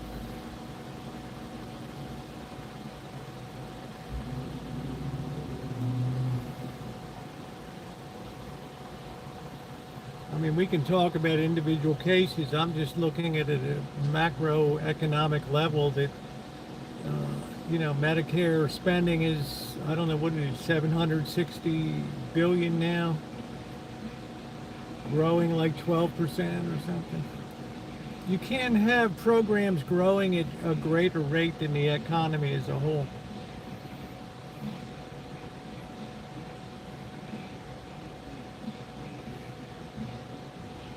No, you're fine. You're young, DJAF. I think Medicaid will pay for it. Well, Medicaid's only as good as what the states are willing to pay. Yeah, so I don't judge. That's an individual basis. I wouldn't even know what the hell to say.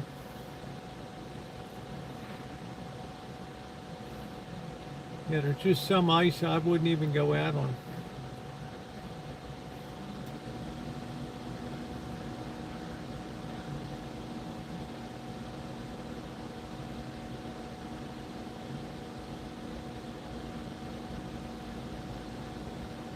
Yeah, please hit that thumbs up button.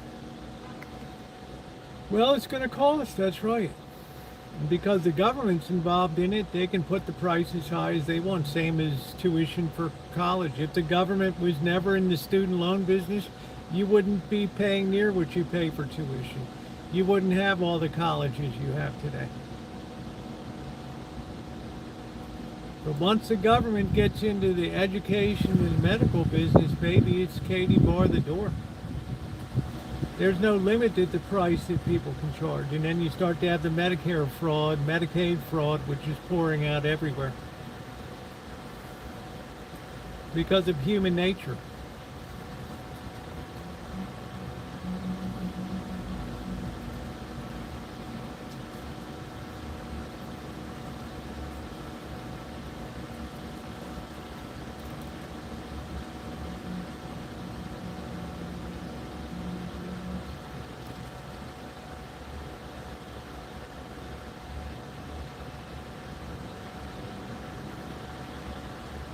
Yeah, where human nature is involved, there will be fraud.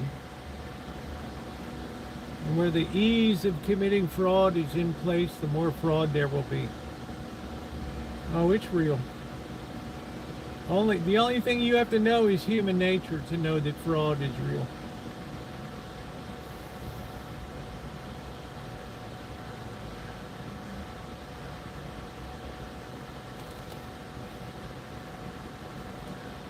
I hope your leg feels better, Buttercup. Do you think that we should focus on this before we say? Of course.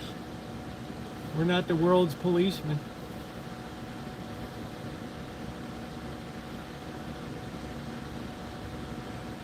Now our our war budget is ramping up to unheard of levels.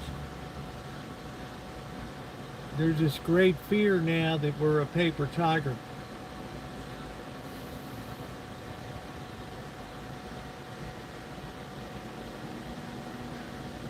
Yeah, well, of course, it's just the law, Sean Smith. It's like, that's it.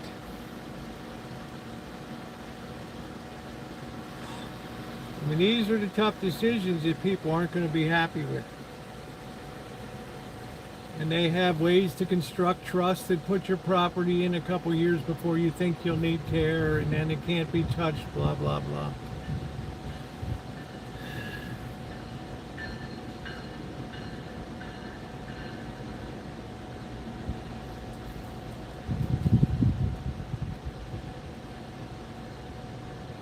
Going to be very difficult decisions to be made.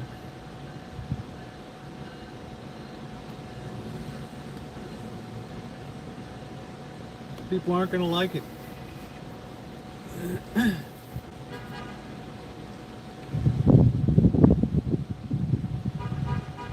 Oh, nice. Pasta for dinner.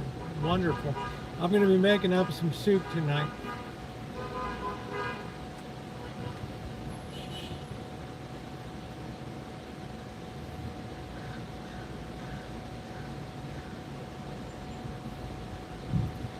Yeah, because Johnny doesn't get involved in stupid shit. They understand depleting of assets. Britain before World War One, there was not even any point for England to go to war in World War One.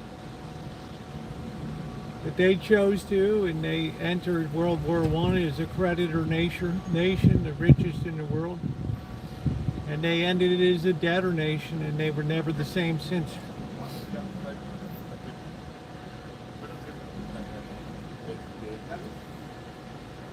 They chose to get into a war that didn't even concern them.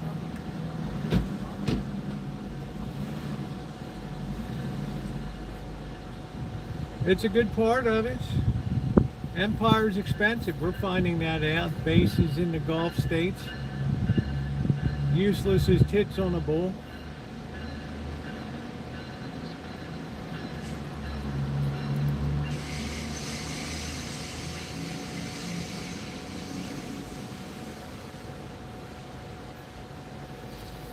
All right, it's time to go.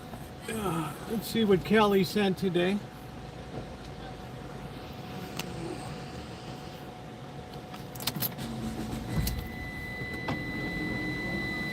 The Chinese ain't going to take Taiwan. It's not going anywhere. It's not going to float away.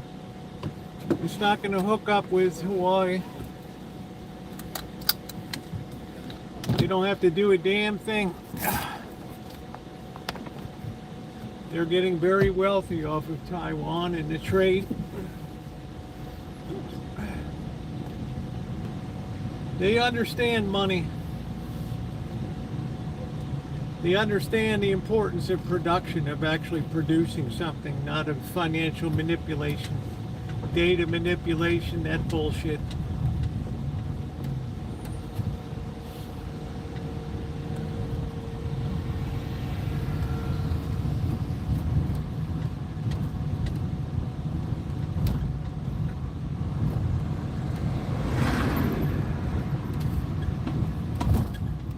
Everybody can just trade services with each other.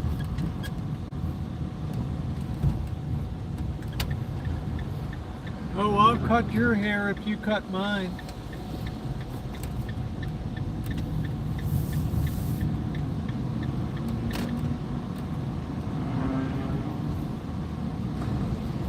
I don't think it's sad, DGF. I think it's just the way of the world. It's the torch passes.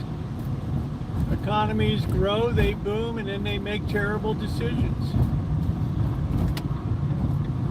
They start to get guilted about how the riches they have, and then they're supposed to have equality in distribution instead of letting the market decide. And then you're just, at that point, you're just screwed. You've signed your death warrant. Until you get to a point today where you have the Treasury Secretary actively manipulating the bond market.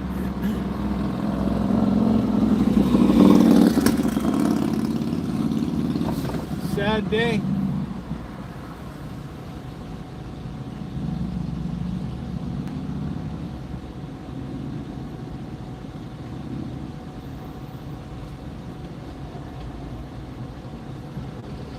Yes, I'm in the 707.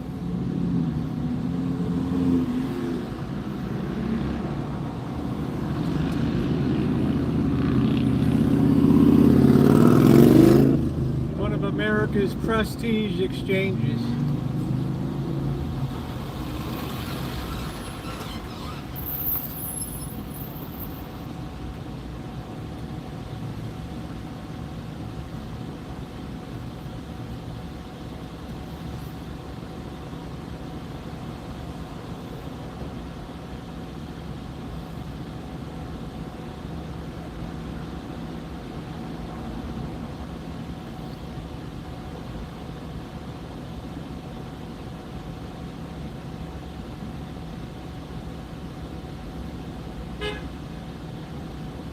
beep your horn at me, boy. I ain't got the turn signal. Now I do. Don't be humping me. Oh, shit. Oh, shit, boys. We got Flag Boy down here. Oh, crap. At least we timed it right. We're going through, boys. We're going through. We're moving through. Shit, you just... Oh, shit. Don't do that, boy. That person's got a license plate, La Boo Boo. Do people still have La Boo Boos?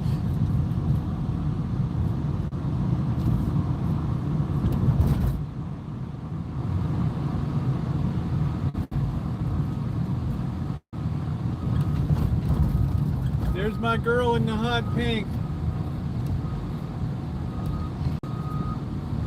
My number one girl. Thank you. Man, she's got a rear end that can't be beat. The La Boo Boos.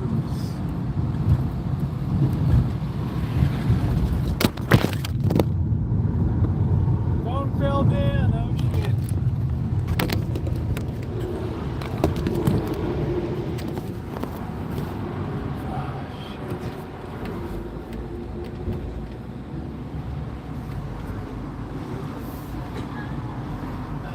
Shit, that baby went right down. My phone got cold cocked. The Towers of Doom.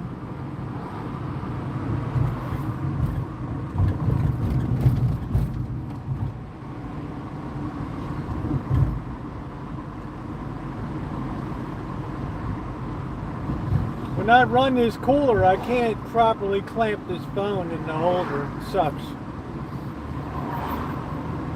But at least the phone's not overheating, eh?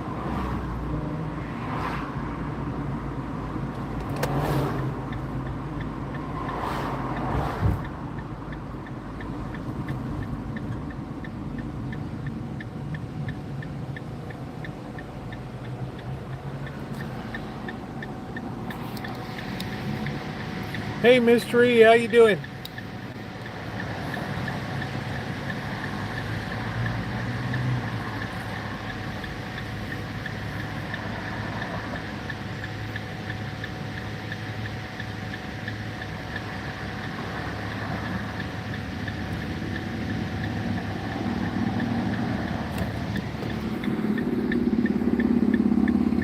Elmer, how many La Boo Boos do you have?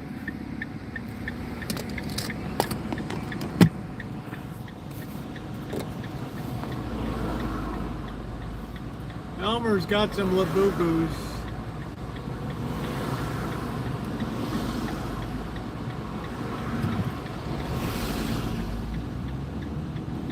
Bum bum bum ba doo boo boo.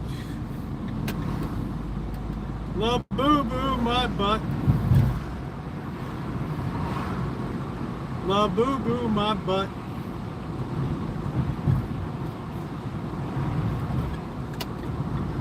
I'm gonna have to hire another editor for my memoir now.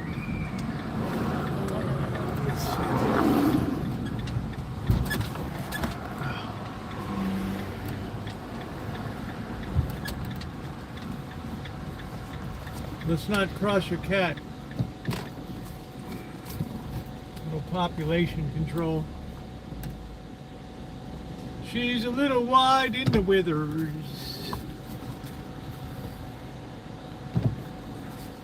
Yeah, please hit the thumbs up button. We're trying to get to 100 tonight. Very grateful if you would do that. I interact very much with the side chat. I'm not one of these people who just puts it on and ignores people.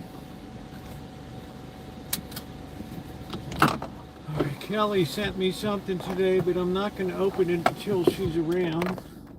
Oh boy.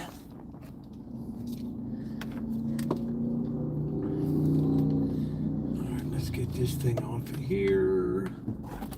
She's a little wide in the withers, boys. A little wide in the withers. Hold on. While I la-boo-boo this deal. I should probably put my holder on, but I'm not going to worry about that right now. She's a little wide in the withers. Oh, man. Alright, we'll take this in. This thing's crap anyway. POS. Did nothing to protect my phone when push came to shove.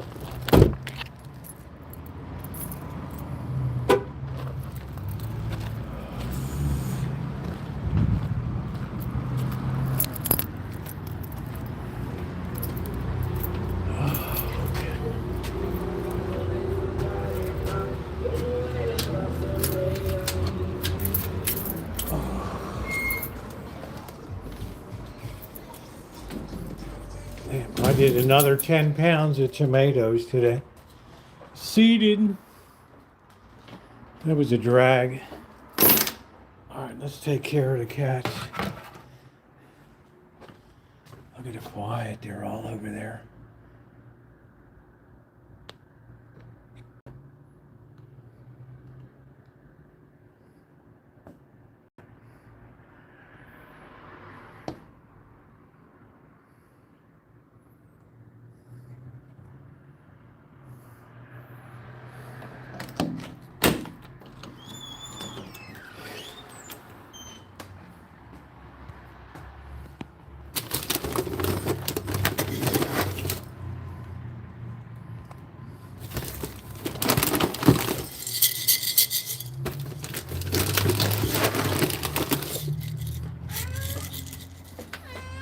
I gotta close the door, else you'll bum rush it.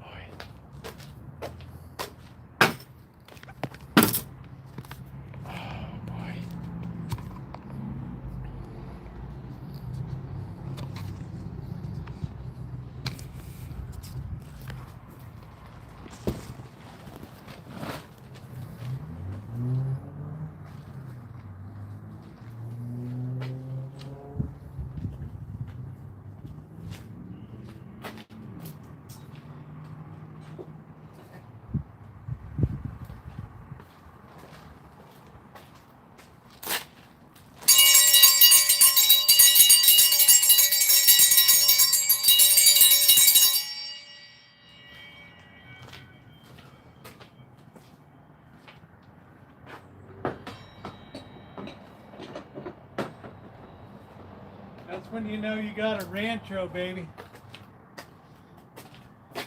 That's when you know you got a Rancho.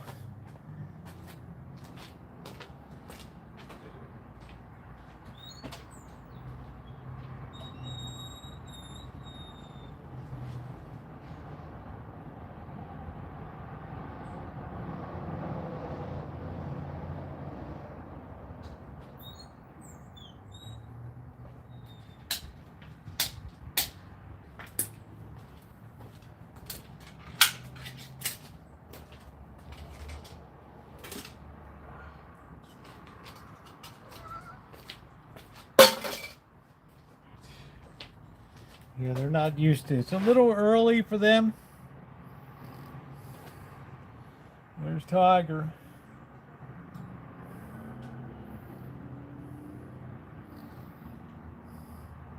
I'm going to prepare a few things inside while you guys are enjoying the cats here.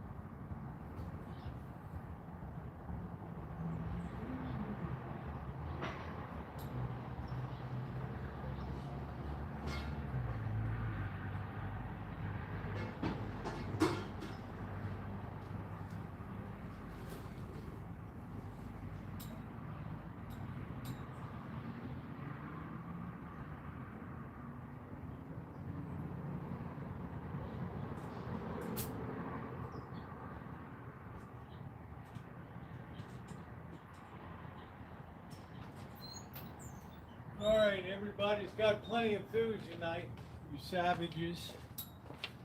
Plenty of food. All right. Here are a few peanuts. See if Kelly's rich. She sent me a package today. Very kind of her.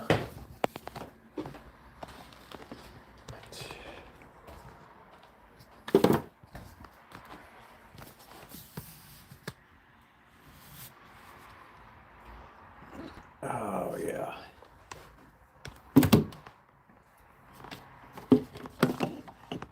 It's Dr. Frankenstein's favorite time of the night. Ooh, yes.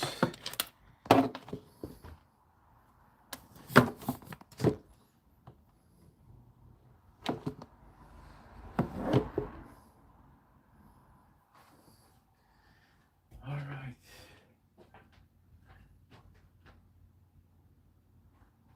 Oh, that amplifier keeps coming unplugged.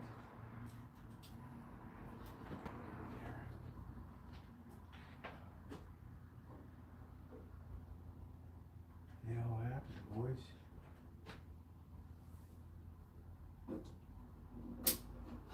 Are we on strike?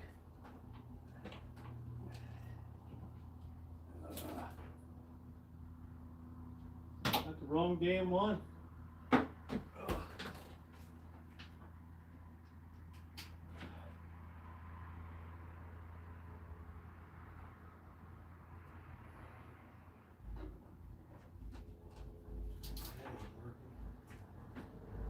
There we go.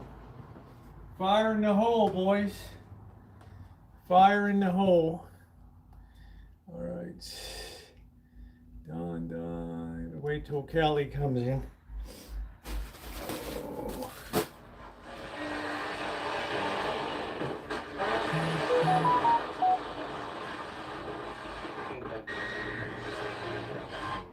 Nothing is gonna happen.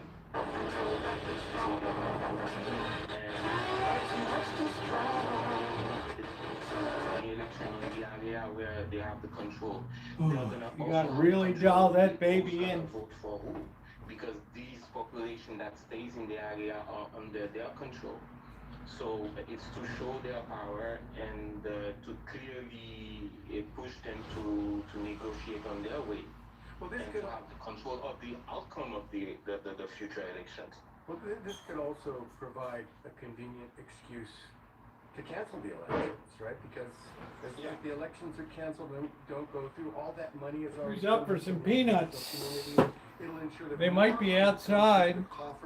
Hey, Brett. Prime Minister DGF Uzame, right? If the longer this goes on, the more this end, it also serves the government.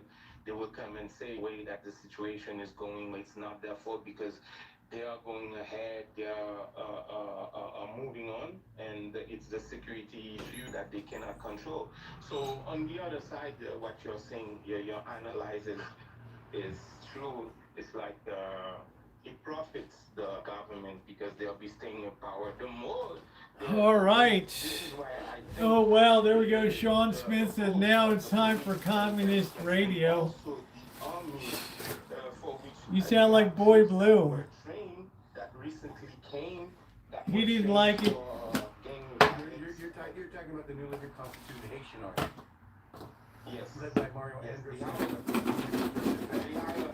Communist radio, how wonderful. How wonderful. I think it's from Mexico, but they had a troop that went to train in France, and they came back. You got to stay informed in the world, boys. Sean Smith is like, I hear that stuff all day long over here. That leads us to I don't know if there's talk shows in the UK. They don't wanna fix the situation. There's B Sky B. And they will use it to stay in power as long as they BBC World It also Service. means that they're cynically willing to sacrifice civilian lives in this cat and mouse game that they've established. They have Sharia law now. They show that. They don't care. All they care about is their wealth. It's putting as much money as possible in their pocket. When they decide to have an election, that they will be able to control the outcome.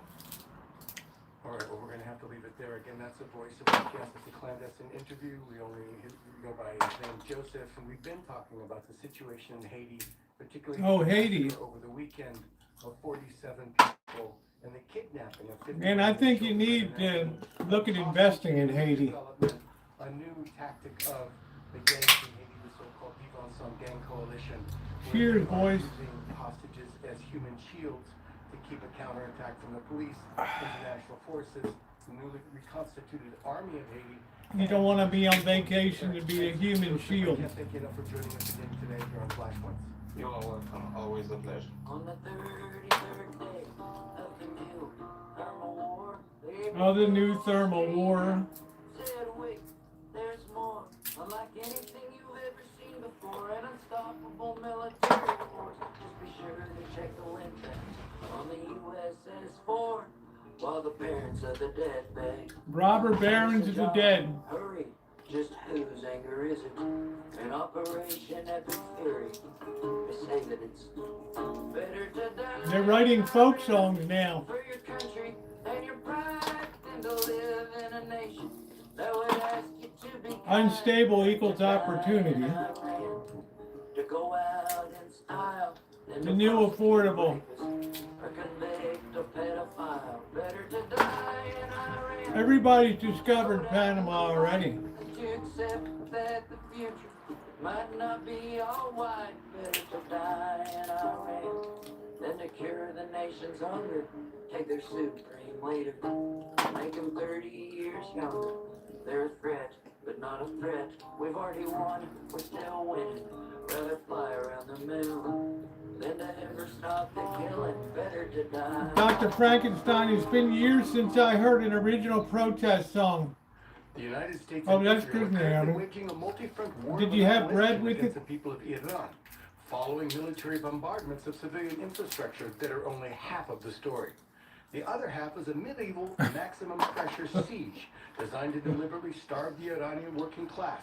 Right now, because of U.S. economic terrorism, the IMF is forecasting a staggering 70% inflation rate in Iran. Due to the U.S. financial blockade, the Iranian people are facing catastrophic shortages of essential life-saving medicines. Prices for basic anti-seizure medications have spiked by 300%, and local pharmacies are running out of simple painkillers. The American empire is intentionally suffocating the Iranian economy to trigger mass suffering, all under the cynical, twisted guise of helping the Iranian people. Joining us directly from Tehran to cut through this propaganda and discuss the reality of the siege is Dr. Fouad Azadi. Dr. Azadi is an associate professor of American Studies. What happened to Dr. Mohammed Marani? He's been a What kind of bread? on the international stage, exposing the hypocrisy of U.S. foreign Oh, policy deja vu, and what does explaining that the mean? realities of this conflict from the perspective of the Iranian people. Dr. Azadi, welcome back to Flashpoints. Thank you for having me. Of course, always a great pleasure, sir. Well, Dr. Azadi, let's start with the devastating reality on the ground that Western intellectuals so conveniently gloss over. The U.S. sanctions regime is currently engineering massive inflation. Oh, sourdough. Is it garlic bread? Basic medicines down to simple painkillers. Before we talk about the ideological war, can you describe the actual material toll Thank you, Brett. this economic warfare is taking on the Iranian working class right now? And how grotesque is it for Washington to claim Please hit it's the only thumbs the up Iranian button. people while actively denying A them shot and a access to beer. life-saving drugs? Just a beer on account of it's Wednesday night. Tomorrow night I'm entitled to one shot. The United States government is punishing the Iranian people for having this culture of resistance, for not submitting to dictates from Washington. And the punishment has been quite extensive. They want Iran's oil. This is what Trump talks about every few weeks. Last time we talked about Oh, this. lemon drop. Last time we talked about this was about 2 weeks ago. I sent that old-fashioned This hit is in the why we mail. had a coup in Iran in 1953. In 1953, Iran had no civilian or other types of nuclear program. Iran had no ballistic missiles. Iran had no friends in this part of the world, and still they orchestrated a coup. Do you like garlic bread? And that I'll wait a little longer for Kelly to roll in. the current And then I'll open her up. talks about taking over Iranian oil. The reporter asked him, why do you want to take over Iranian oil? He said that he's a businessman and he wants to make money, which is an insult to business people. When you're in business, you're not supposed to steal other people's Martini Monday. resources or property. You're supposed to make a reasonable profit. Yeah, Martini Monday. I'm not sure on Martini Wednesdays. People were not available. Yeah, I don't want to take up hard drinking every day of the week, so I'm very disciplined. Thursday I have a shot. Fridays I don't give a shit. Saturday I might have 2 shots, and then Sunday usually don't have a shot. On ordinary citizens. You know, one thing about Iran's economy right Just now a little is that drinky everything is poo. available, food is available, there is no shortage.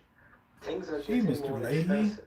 you keep saying Randy, Randy, Randy. Puts What does it pressure mean? on the lower segments of society. Is it the liquor talking? And that I is, am the liquor, causing Randy. difficulties, as you said, even with regard to medicine, Yeah, because of this she'll be illegal around. blockade of the Strait of Hormuz. There are some shortages. Iran makes about Hi, Judy. 98% of its own medicine, but some of the ingredients, raw ingredients, come from overseas, and because of the blockade, that is not coming. Country in Texas the normal song manner. tonight. What do you want to hear? So the country is facing a lot of difficulties, but there is this cultural resistance.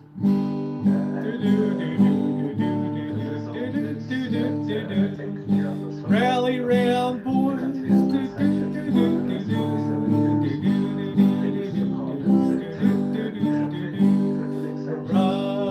Run, Bonnie Blue flag. Let's see. Oh, my darling. Oh, my darling. Oh, my darling Clementine. You're gone and lost forever. I feel like I'm in an old West saloon. Oh, my darling Clementine. And you're listening to Flashpoints on Pacifica Radio. That's the voice of Dr. Fuad Sadi coming to us from the University of Tehran in Tehran, Iran. Doctor Sadi, are the bombs still falling? They're making us believe that somehow this has turned into a completely economic warfare, but we're hearing that there's still some points where there's military actions continuing against your country. Here we have these drones coming in. Last night we had actual bombs. Well, way down in Texas, that way. I was on that highway, down out past the way. I saw that sweet chickie on the side of the road. A lot lizard, I thought. She's raring to go. Basically every night. And So off we rode into that sunset into the glorious west. the problem She stuck her hand in my vest. analysis here is that You know the rest. military On that Texas highway. When you pick up a lot lizard, your life will not be the same. Your wallet will be gone. You'll be feeling a lot of shame. The Texas trucker blues. That's it. It's a wonderful tribute, Miss Tree. He doesn't win. All right, As, my girl Kelly is here. The continuation of war funding. And Love you, baby girl. She sent me down. Package here tonight. Before we get cooking, here we go. Jolene, Jolene, Jolene. She sent me a nice package all the way from Canada. We're going to very carefully open Thank you, Kelly, in advance. Public opinion polls, more You're than so two-thirds sweet. of, I'm lucky I Americans have you in my life. oppose this illegal war. Yes, so if You and the I people have a in the US lot of Congress are years truly together here representing Americans, on they YouTube. should not be funding this. Oh, look at that. It's beautiful. Some of Oh, the shit. Look at this, boys. public opinion polls Wow. show that the young people in the United States. This looks like a Greg Norman. 80%. Look at that. Look at the back of it, boys. It's got a little shark on the back. How cool is this? So the Wow. hope is that people realize that Huh? this war is killing a lot of Iranians. Is she like awesome or what? In line with the interests Look of at that. American people. It's not good for American people. Stretchy. Isn't that pay nice? for this war. Billions of dollars already. Isn't that beautiful? It's a 3-button. Service people in the US Yeah. military killed already. Greg Norman from the So PGA. Isn't that this war wonderful? is going The to be shark. devastating for Iran. More Made in because Jordan. More people, just civilians get That's killed not in all, Iran. boys. And also, Isn't that not good beautiful? for the United States. And Tell you so what, this Kelly's is got for some us, kind of for taste, good. man. Dr. Azadi, you recently She's all said the way that up. the Iranians She is in all charge the way are up. trying to play nice. What That's do you not mean? all, boys. This is really, turn this shit off. God, I get tired of hearing these babbling fools. That's not all, boys. Oh, look at this. Look at this.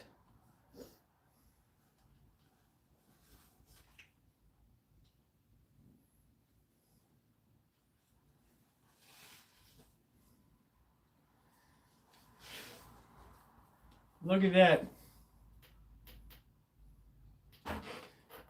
I tell you what, boys. I am styling in this. This is a Callaway. And you know what? I'm not happy because she spent a hell of a lot of money on this, just like Melody and everybody else and Rosemary Lopez. Look at how beautiful that is. That blue. Isn't that amazing? With all the little detailing on it.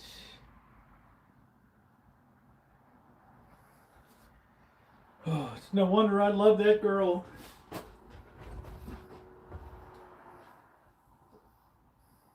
Callaway's really nice stuff, and I'm not real happy about it. Yeah, you get chewed out, that's right. I don't want people spending money on me. That's another 3-button. Beautiful, beautiful. Sure. When you get married, not anytime soon. But I do love her.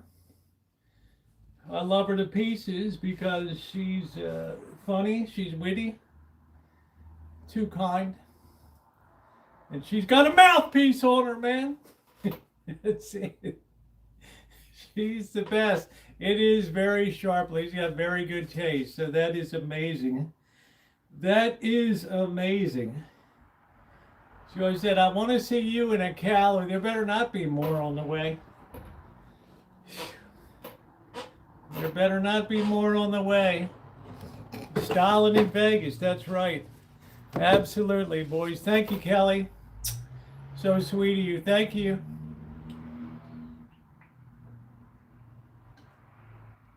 She's an awesome person. Let's go get, she's a handful, babe. I ain't gonna lie. But she makes me laugh. Oh, shit. When she's in the chat. Oh, let's unplug this crap. She's feisty. She is feisty, boys. She's a Canadian firecracker.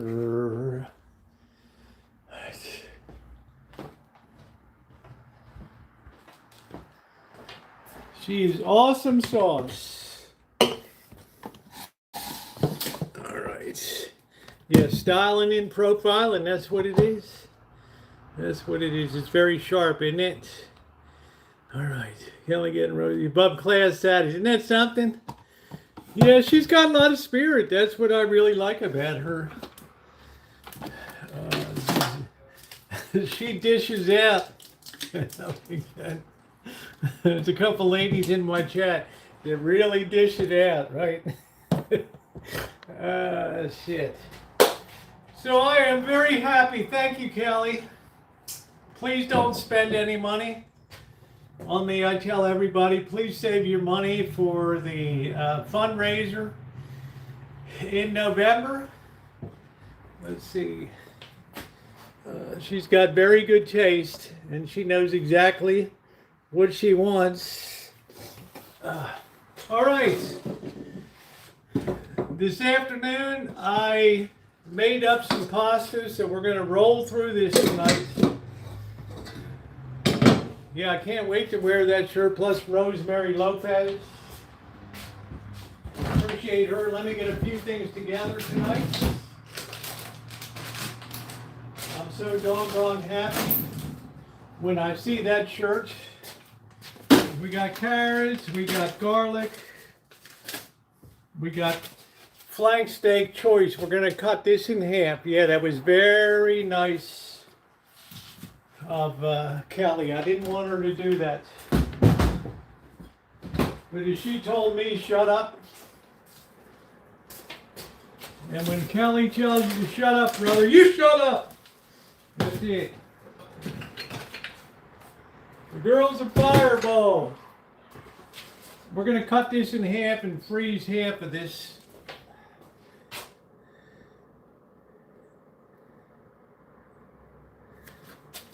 Big piece of flank steak here. We're going to use our own onions tonight. We're going to whip this out. This is going to take no time at all. We got our beautiful homegrown Rancho onions. Look at these babies, absolutely perfect. We're going to put 5 of these babies in because we got one small one there. Yeah, it looks very good. Yeah, well, you know, I'm happy to have her in my life.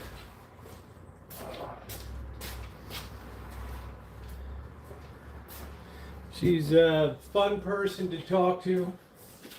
I've known her for years. Let's wash our hands.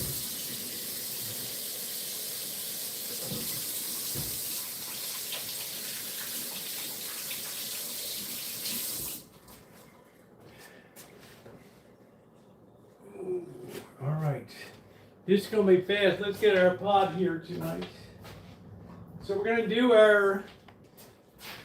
we're going to cut our beef up over here. Yeah, you were telling me it's delicious. That's a good thing. We're going to get out a bag. We're going to cut this in half. When you first texted me, I was like, wow. As if I'm all that. Right? It's like Roosevelt's an old sea dog, baby. An old sea dog. The hell happened to her?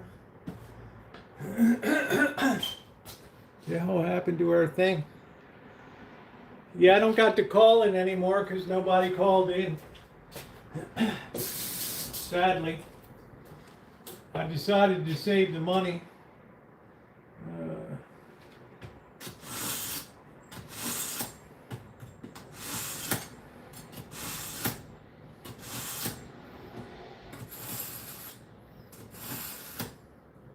We're going to knock this out really fast. All right. You know it. Well, you're a sweet girl.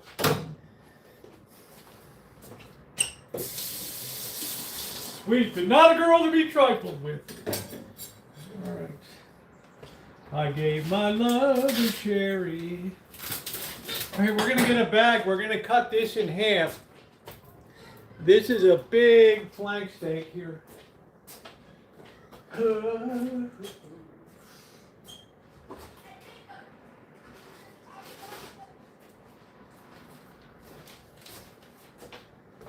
gonna pop this baby out so my hands are clean.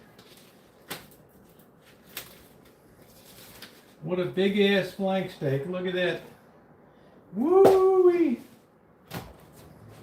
We're gonna cut that baby in half and do a little grooming on that. That's the right kind of grooming. We're all used to hearing about the wrong kind these days.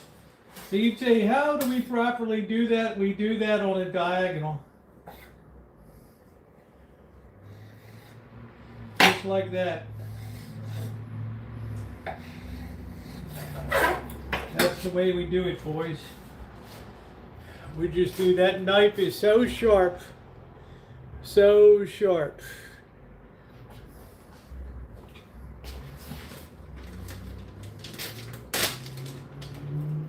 We're kind of reduced to thinking we're getting a great deal with flank steak at $9.99. It's a different world than years ago, I guarantee you that. This is going to be a very fast soup tonight. We're going to pop this into the freezer.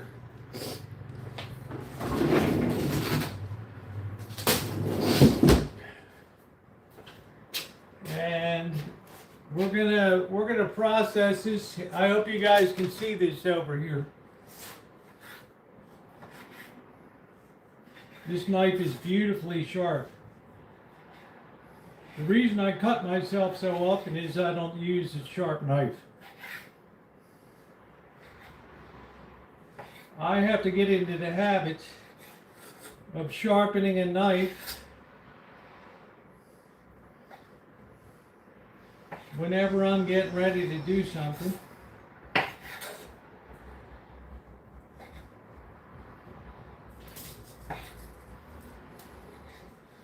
So I'm cutting this into long pieces here.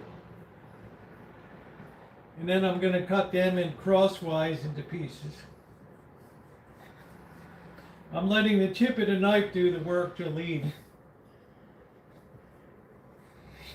It's another way I learned how to really use a knife. Buttercup baby said, why are you always cutting yourself? On that Swiss steak, I'm going to do a nice beef soup tonight. I got everything I need. Now all I have to do is cut this sideways, and I have the equivalent of stewing beef here. And that'll make a nice pot tonight. Just cut it carefully, don't let it slip. That's it. Beautiful. Just like so.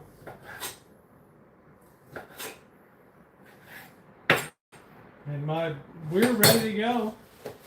We want to start this beef first in the pots. We're going to put a good amount of oil in here.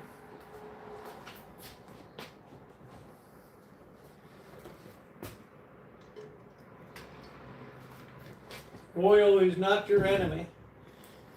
Okay, we're gonna fire that in. We're gonna let that get hot a little bit. And I'm gonna actually put the carrots in there with it too, because they need the most lead time to get soft. I've already got my pasta made. I'm not using 2 bags today, I'm just using 1.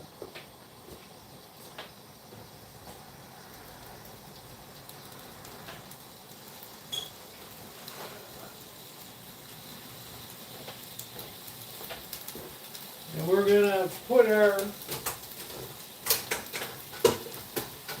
my bench scraper.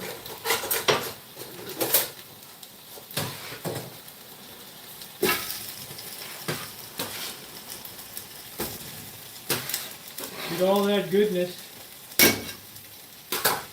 right there. Very easy soup to head start on.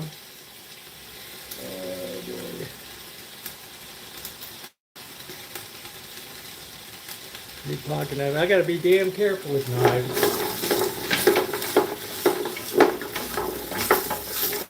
Buttercup babies, like you're the kind of idiot that cuts yourself on a knife.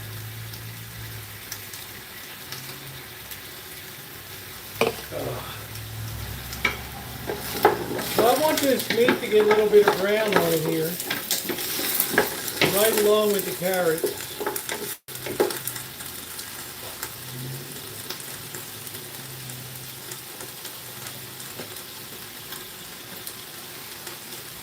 I don't hesitate to lay in the olive oil because it all gathers at the top anyway. I'm getting good color on that.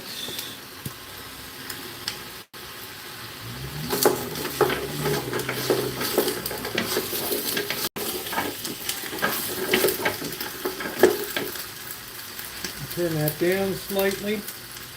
We're going to turn that low, and now we're going to process the all kinds of cuts hurt. We're going to process our onions. These are homegrown onions. I cannot even believe it. What a joy.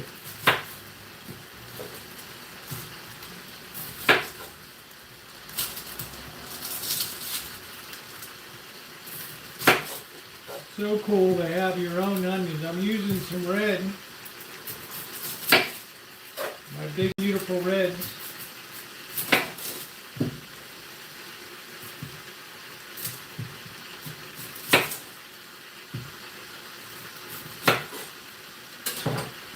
Just grew beautifully.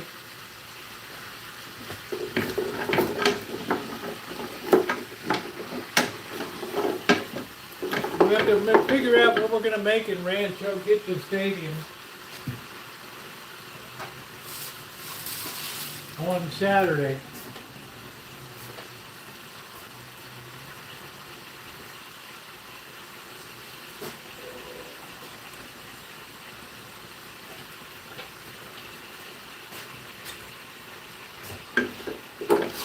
Oh, that's already smelling good right there. How you doing, Vanilla Rain? That's already smelling good right there.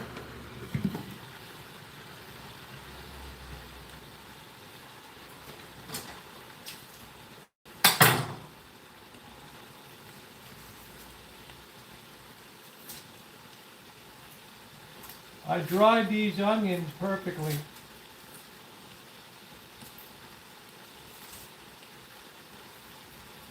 Kind of a pain in the ass to take off the skin, but I'll get it off.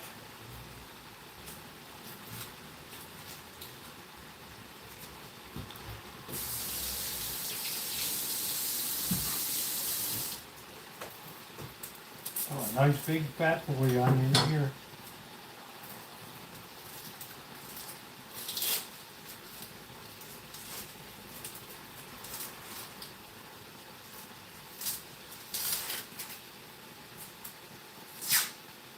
Really get out that outside layer.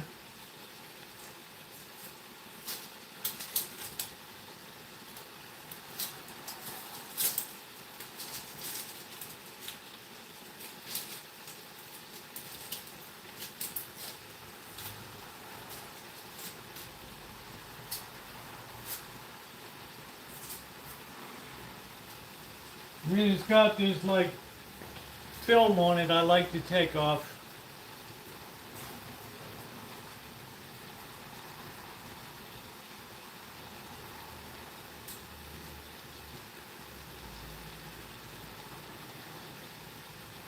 Okay.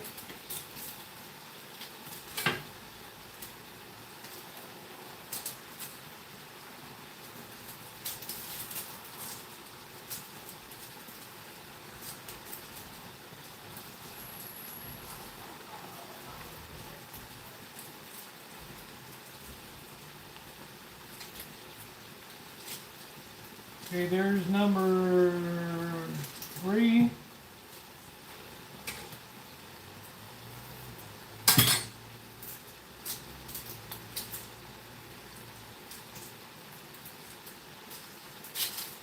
I don't like to take too much off. Ooh, that came off beautiful. All right, and then we got one more here. These are a little bit on the small side. Just stir that around.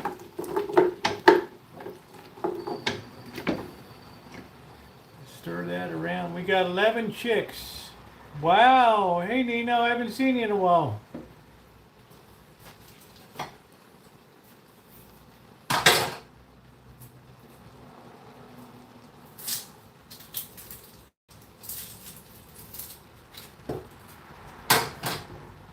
All right, we can put this in the garbage. Take 2 loads here.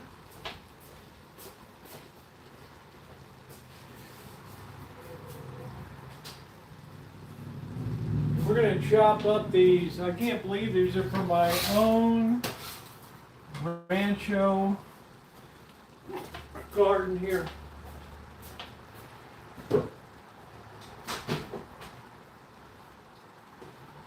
That's what's exciting.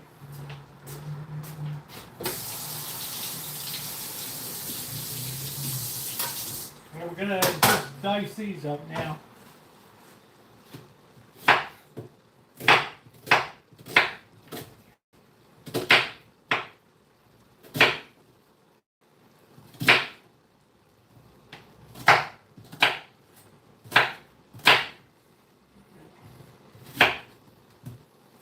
Boy, this performs so well in the garden. I'm still in shock.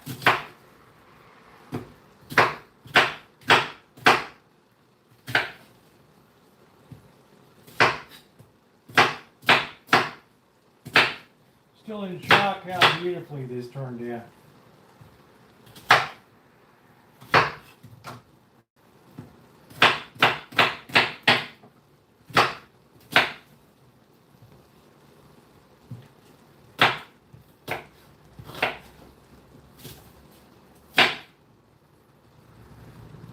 Any little paper bit, just get it off of there. Nice big beautiful onion. Look at how perfectly that thing grew.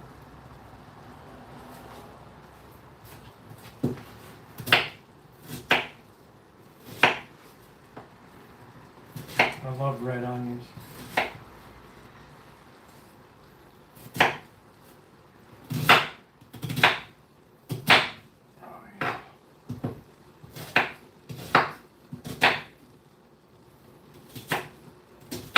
All right, right in we go.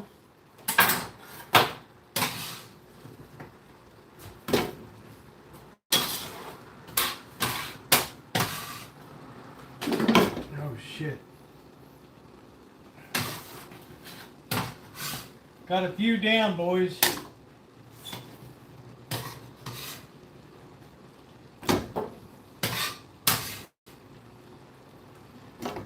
Let's see, I got another one down. We gotta let them go.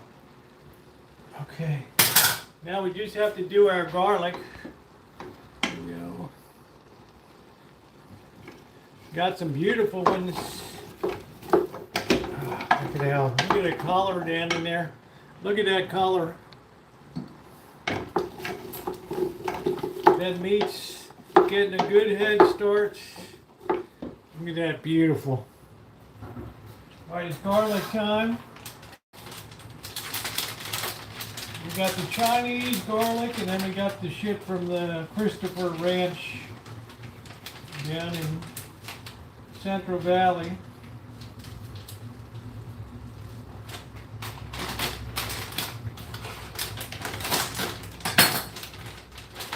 I like these, they give you little bags that you can open. Just little bags you can dump right out there.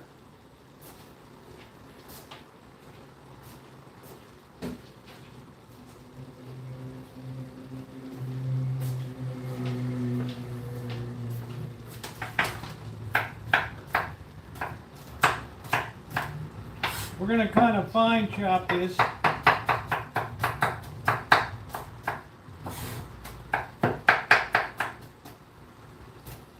We're going to sweat this garlic a bit too. I haven't put any spicing in it at all.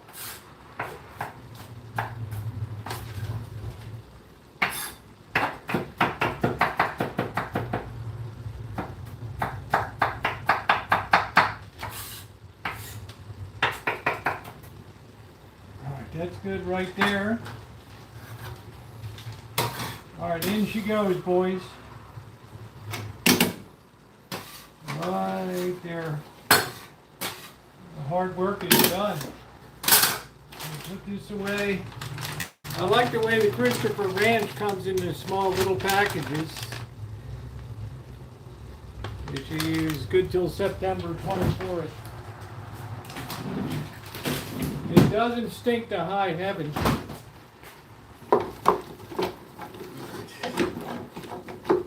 Now we're going to put that heat to it.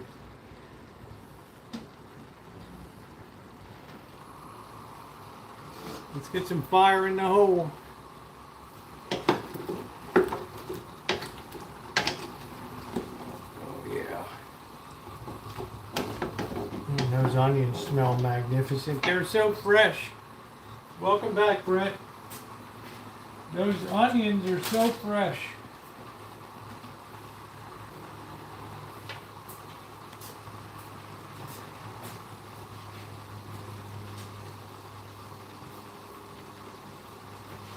There's some bowl Olek.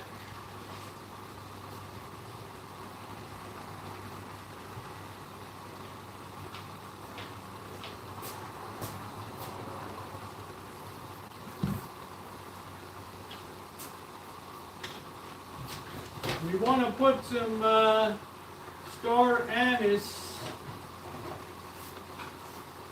Tonight I'm going to put a touch of Chinese 5-spice in here. Just a quarter of a teaspoon. Star anise.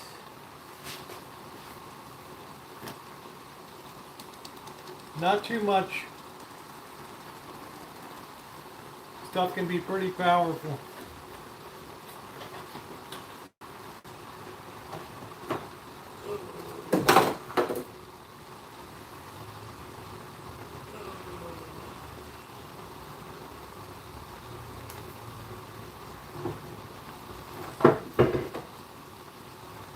Rice wine vinegar.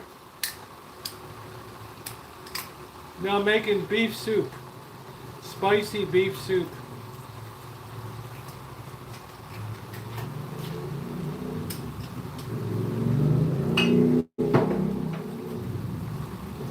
Shaoxing cooking wine.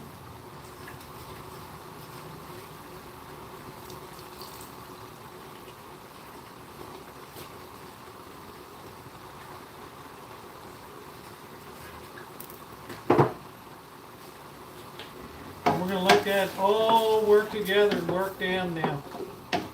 Oh, man, the smell is amazing. The smell is amazing. And then we have our fermented soybean paste. You can tell I lived in China.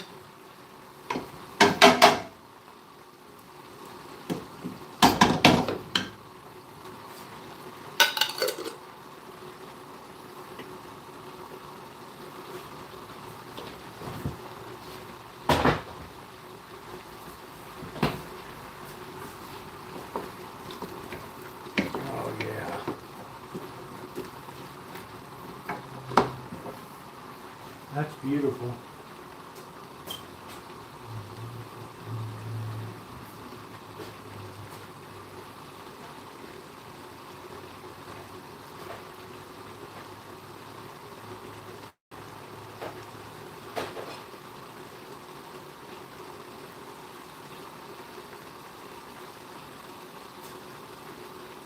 And let that work down really good.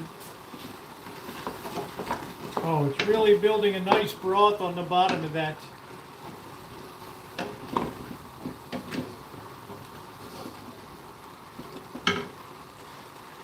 Oh, the smell is amazing.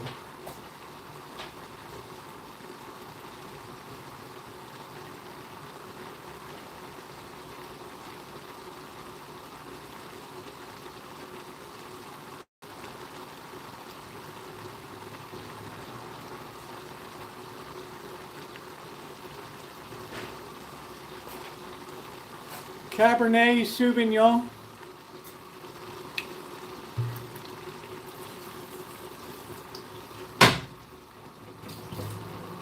Nice robust red.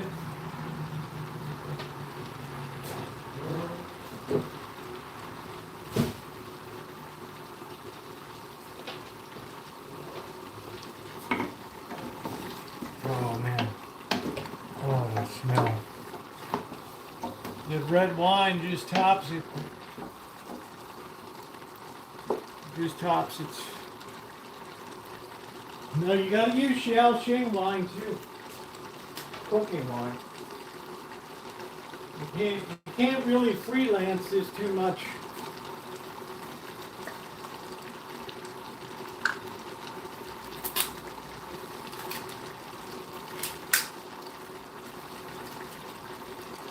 Alright. This is where the magic happens, the red hot chili paste. Sambal Olek.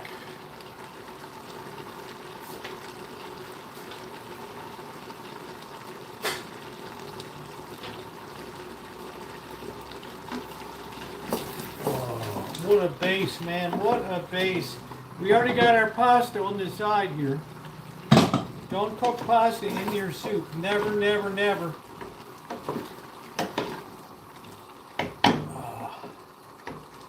Try a piece of that beef for seasoning.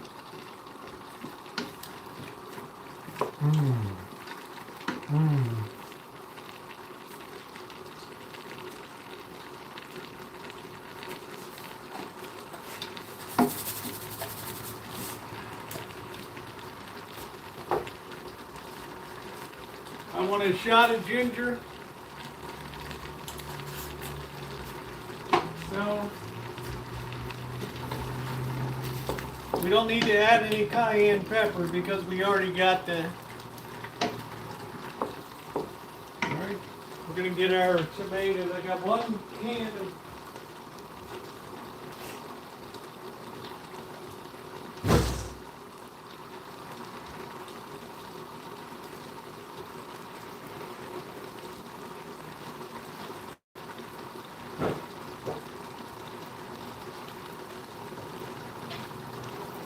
One can of diced tomatoes. This is the last can I have now. I'll be cutting over to my own.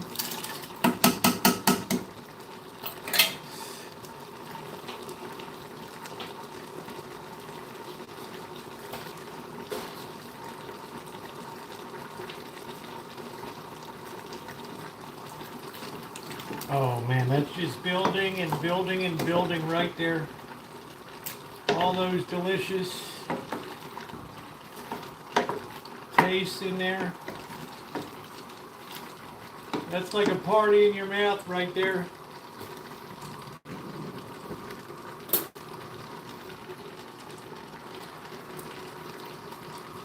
Oh, that's spot on. That's right where she needs to be, boys.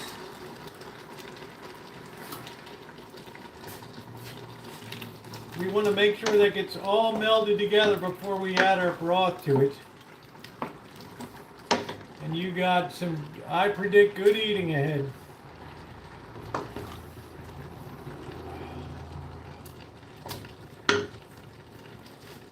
No bay leaf, no Italian in this.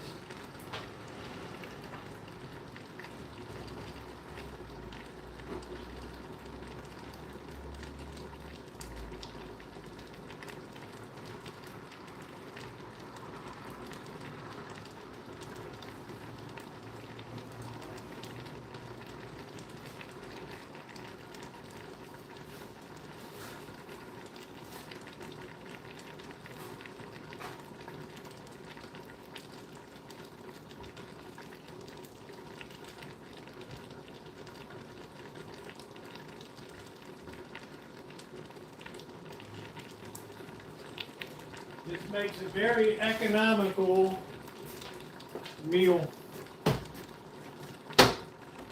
I prefer beef broth and not bone broth. Look at how that's coming together. You could serve that right now over rice.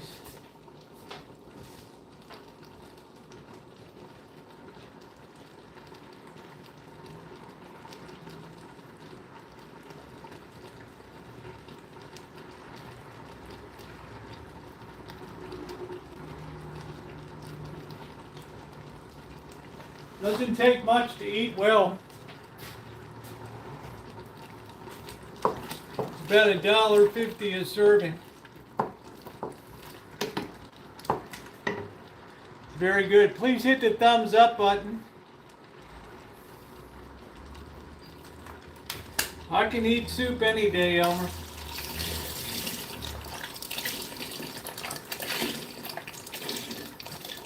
Now we just fill it out. Bring it up to a boil. We'll get our pasta. It's already been cooked. Don't put uncooked pasta, for Lord's sake. It'll be gummy. Your whole soup will be cloudy and funky. Yeah, please hit that thumbs up button. I appreciate it.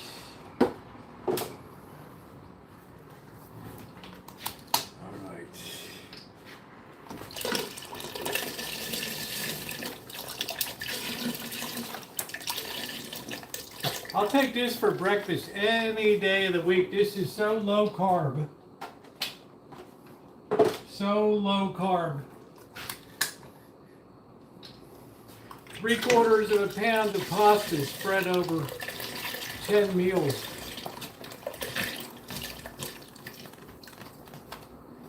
This is when you start to see the real beauty of having a really good soup. And why would I fiddle with beef bones and all that crap? It's not cost effective of my time.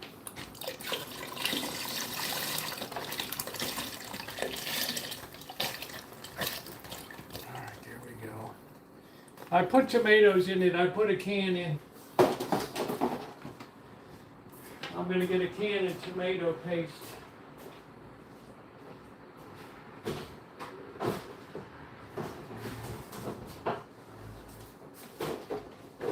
I want to get a can of tomato paste and throw that in.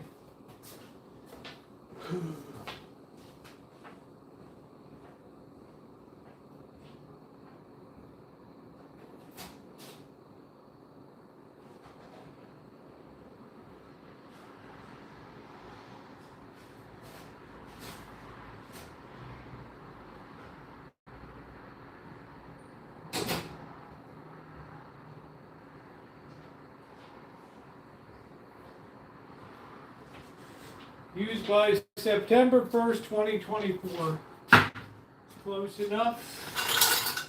Oh.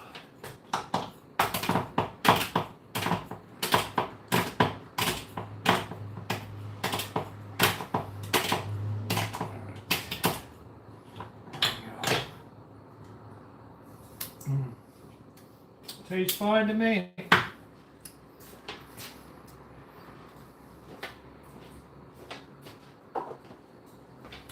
Let's see, somebody said, how long does it take to eat all that soup? About 10 days.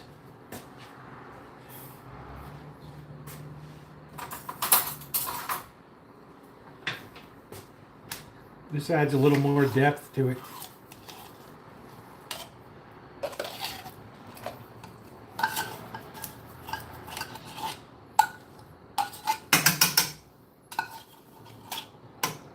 Clean pool. Don't fool around with spoons and all that crap, spooning it out. Really?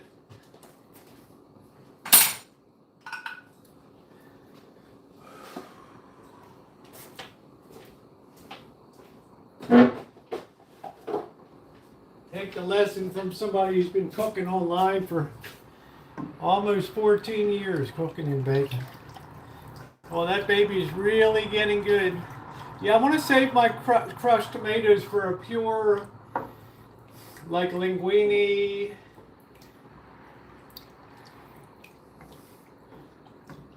I want to save them. Plus, I got more. Look at what I did today.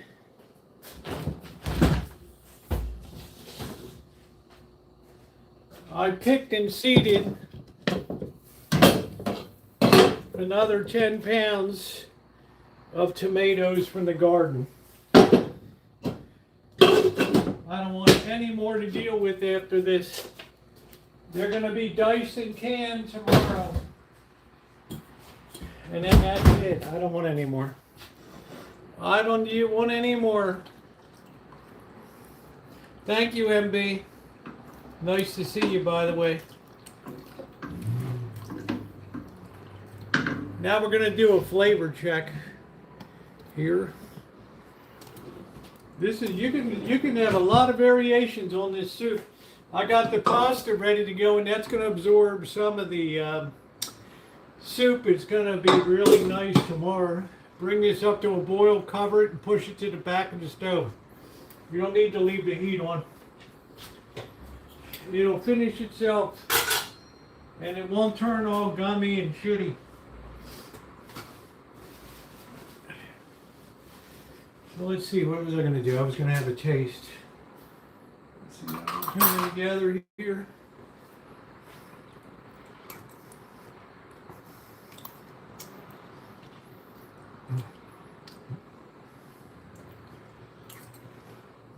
Oh, that has just the right note of heat to it.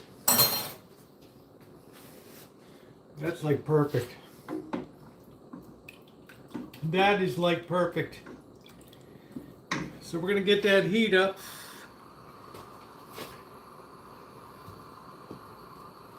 I'll take at least 10 half tomatoes in that. I'm a critic.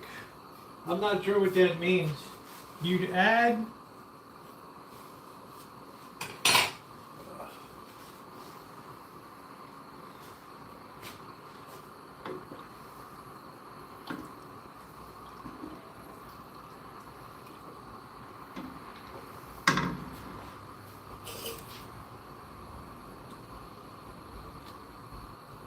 Oh man, that's perfect.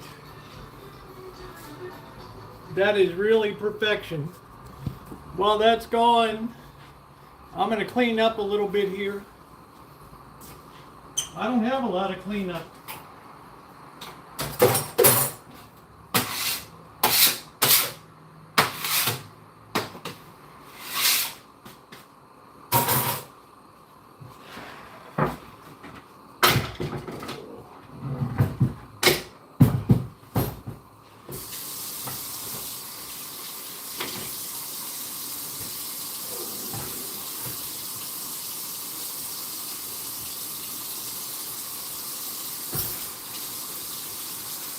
I love this big bamboo cutting board. The bamboo is so hard.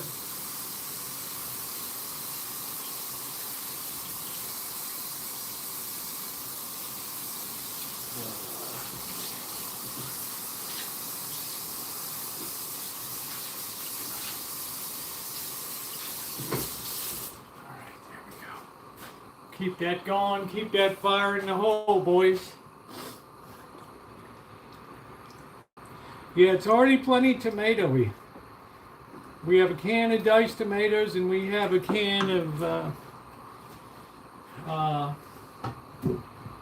tomato paste in there. So I think we're perfect.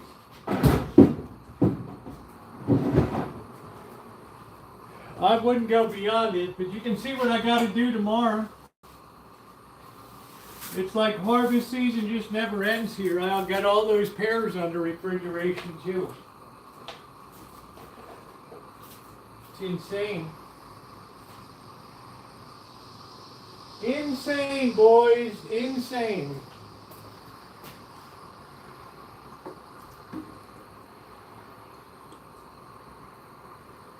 Really got great taste to it. I'm going to take this garbage out real quick. Dr. Frankenstein, entertain the troops. Look at all that sauce and stuff, man. Wow, tomorrow's going to be at least 4 more cans. 4 more jars over there. 1 more lemon drop. Yes, you may. Let me dump this garbage pepper bag. Yeah.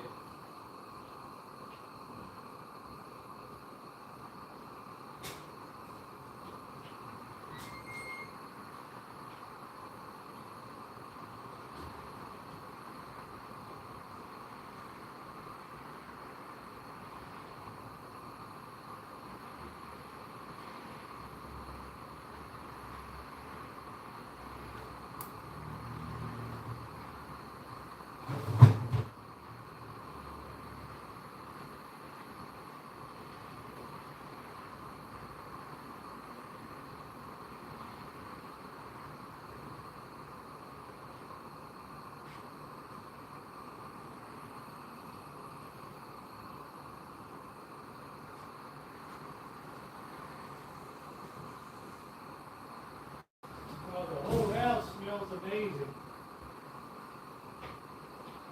The whole house smells amazing. The whole house smells great. 612. I need to put a new battery into the clock up here. Stand by, boys.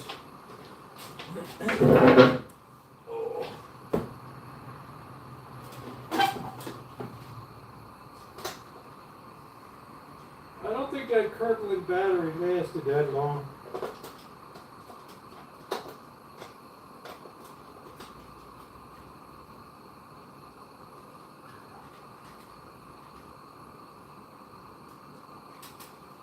All right, back up she goes.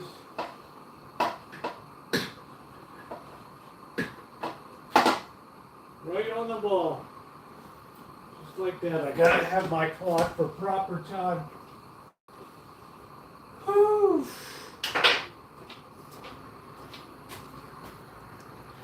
Got that. All right.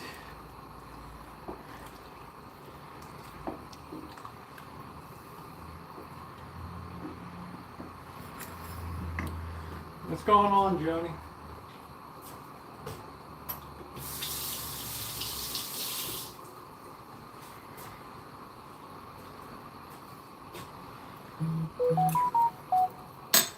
What is this?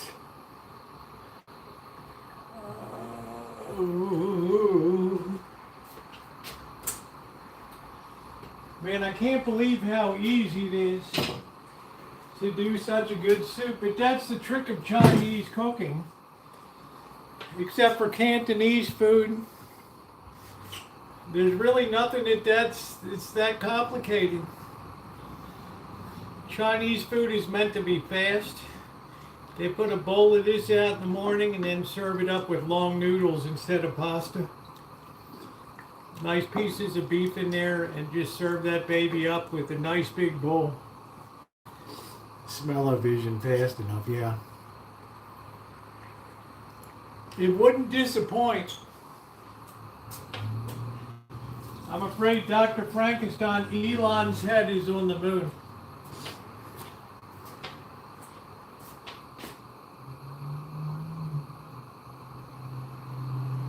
Elon's head is on the moon.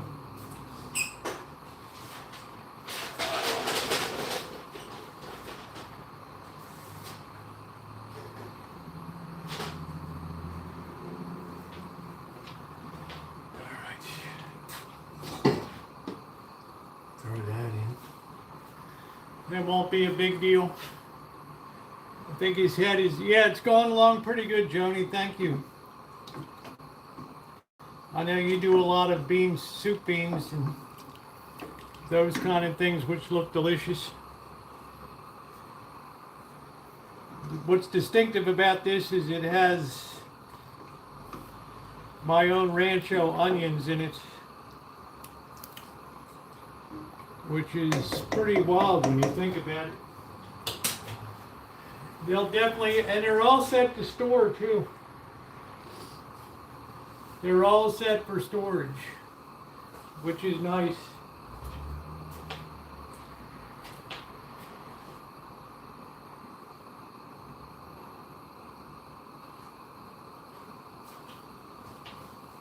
Oh yeah.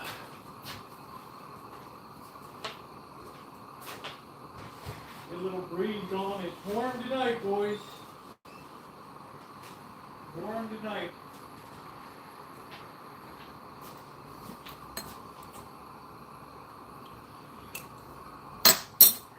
Oh, that's just where I want it to be. That's exactly where I want that to be.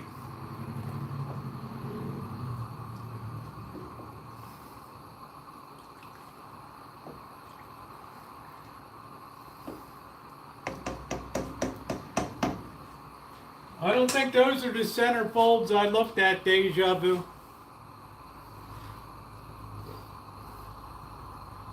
Yes, I'm Chinese cooking. Those weren't the center folds I looked at.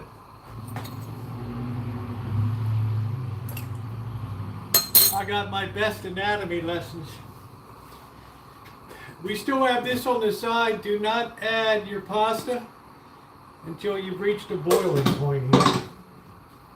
This keeps your soup clear, nice, not gummy, not messy. If you try to cook the pasta in the soup, it becomes a gummy, gooey mess.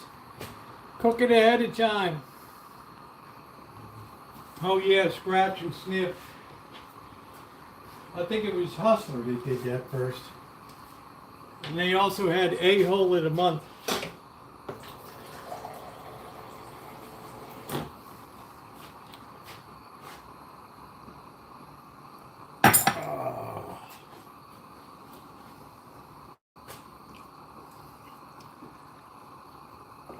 Yeah, thank you guys. Thumbs up are very appreciated.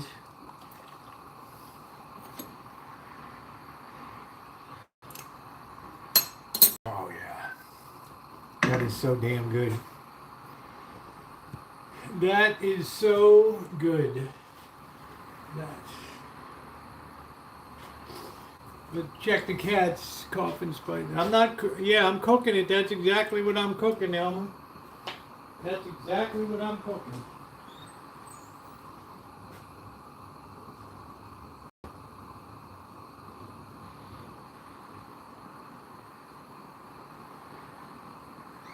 Let's think about Saturday nights. And the other quirks that you mentioned today. Yeah, there was another quirk of hers that something to do with banking, Ronnie. Like she kept a huge amount of cash. Like, I don't know, maybe a family member or something got wiped out in the Depression. Yeah, penthouse. So she kept a shitload of, probably like $1 million. Which is, when you think about it, it's kind of dangerous because if it burns, right, and everything's FDIC insured these days, so, but some people just,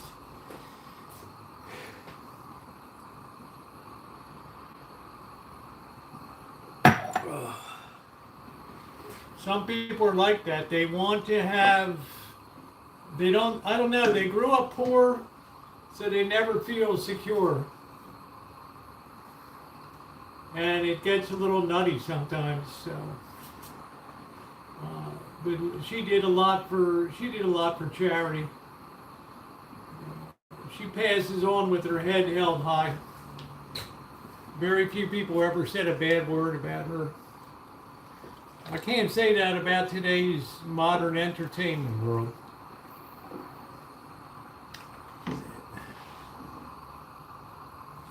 Yeah, she was worth a lot.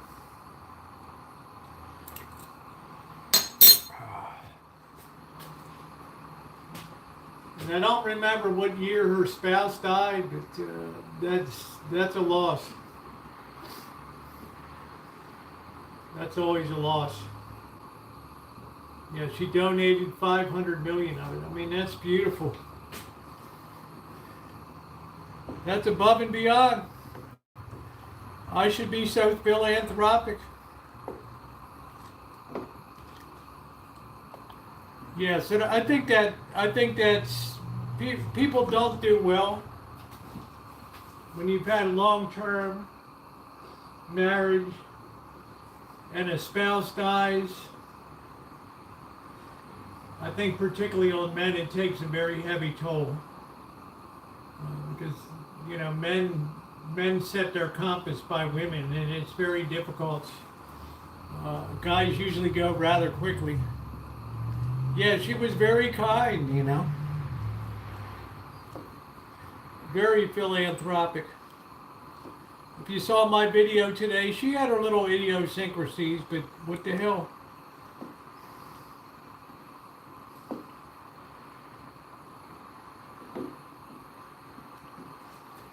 You know, if that's the worst you can say in life, we should all live so well. Yeah, please hit that thumbs up button. It is appreciated. It's a very hot night here on the Rancho. I'm going to check the inside temperature.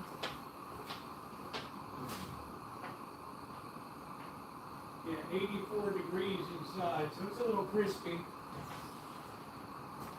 We didn't get really a night breeze tonight either.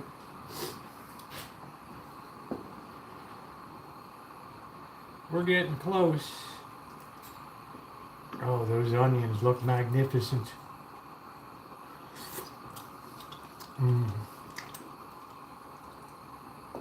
Good flavor. Good flavor.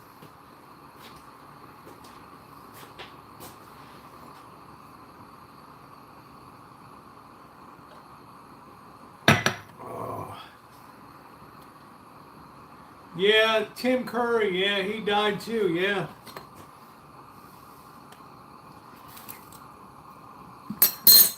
He had a hell of a career. I was when Reese Witherspoon got to meet him. He was tearing up, telling me how much he loved me. I think, was that Reese Witherspoon or was that her goddaughter Miley Cyrus, who fell far from the tree? I don't know.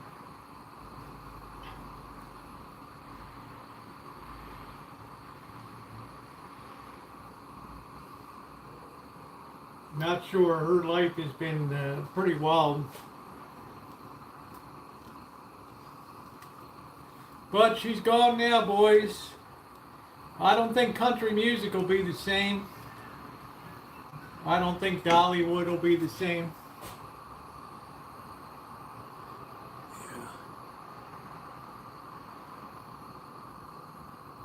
No, she was never caught up in anything negative.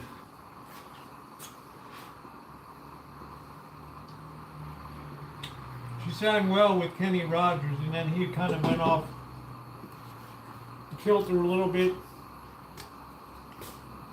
You got to know when to hold, know when to bold them.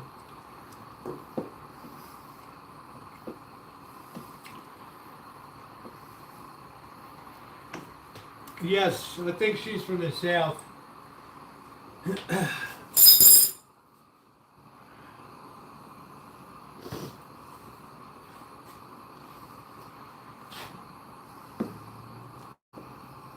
We're getting close to the bowl here. Now we're going to carefully add our pasta, being careful not to splash it up. Very important. Where some people get horribly burned.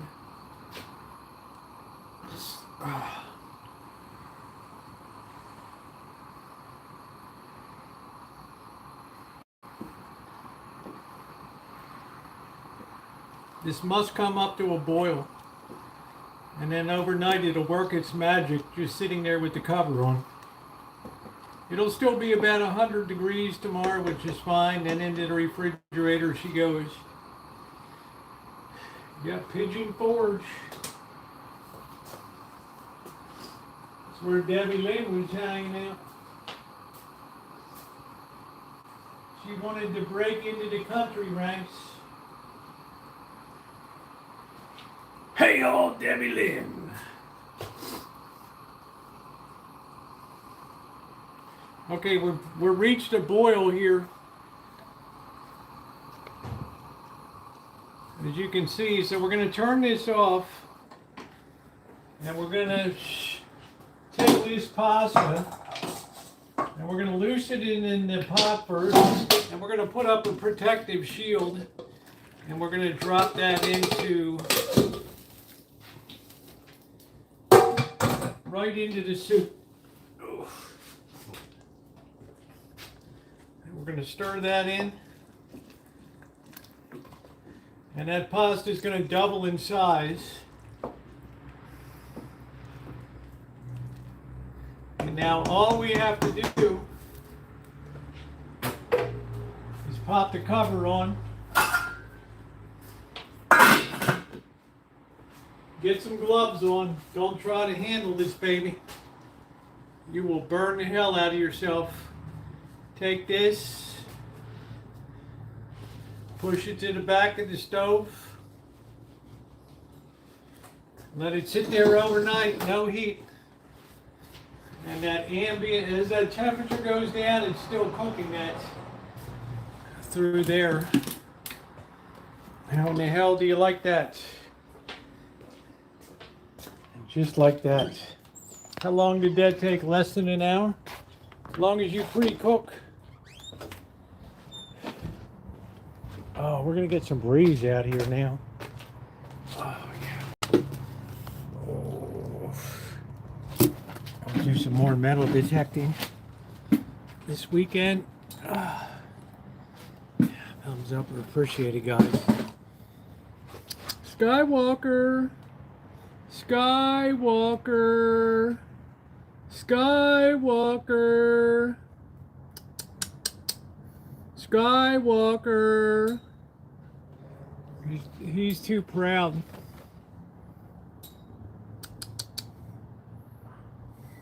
Skywalker. Are you coming over to say hi? Come on, Skywalker. Skywalker.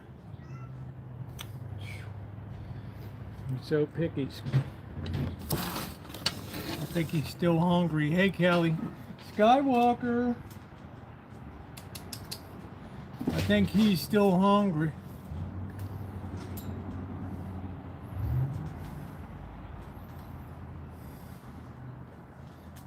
I think he's still hungry. Saw that video on the metal detecting. Look at the size of that aluminum nail. I think that's for holding down the weed barrier in the ground, so it doesn't get kicked out.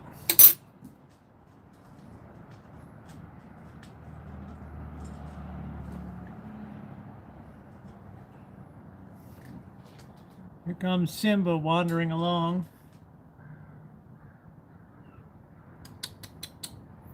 Simba.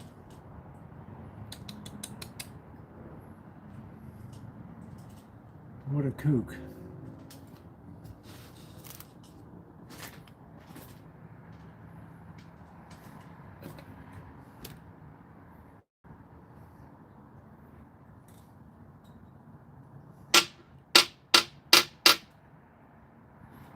So, any ideas for Saturday, let me know.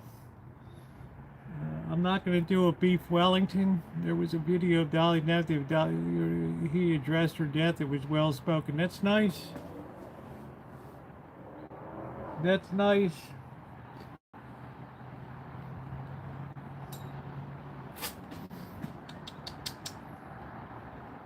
Simba. Simba.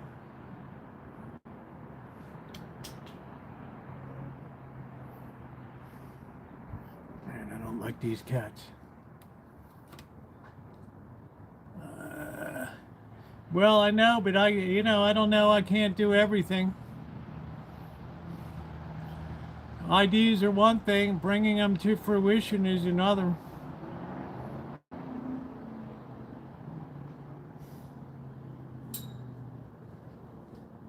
Don't be mad.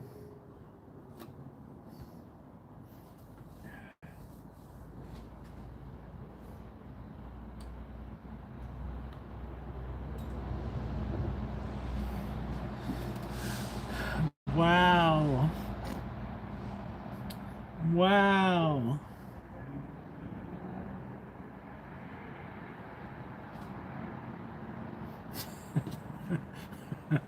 I'm asking everybody for ideas.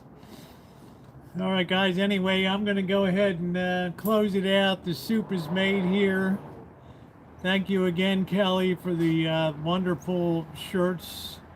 They look extremely nice, and I'm extremely grateful. Very special. Thank you. I appreciate that. To my moderators, thank you very much for everything you do. I'm not sure what Swiss steak is. What is Swiss steak? Good night, everybody.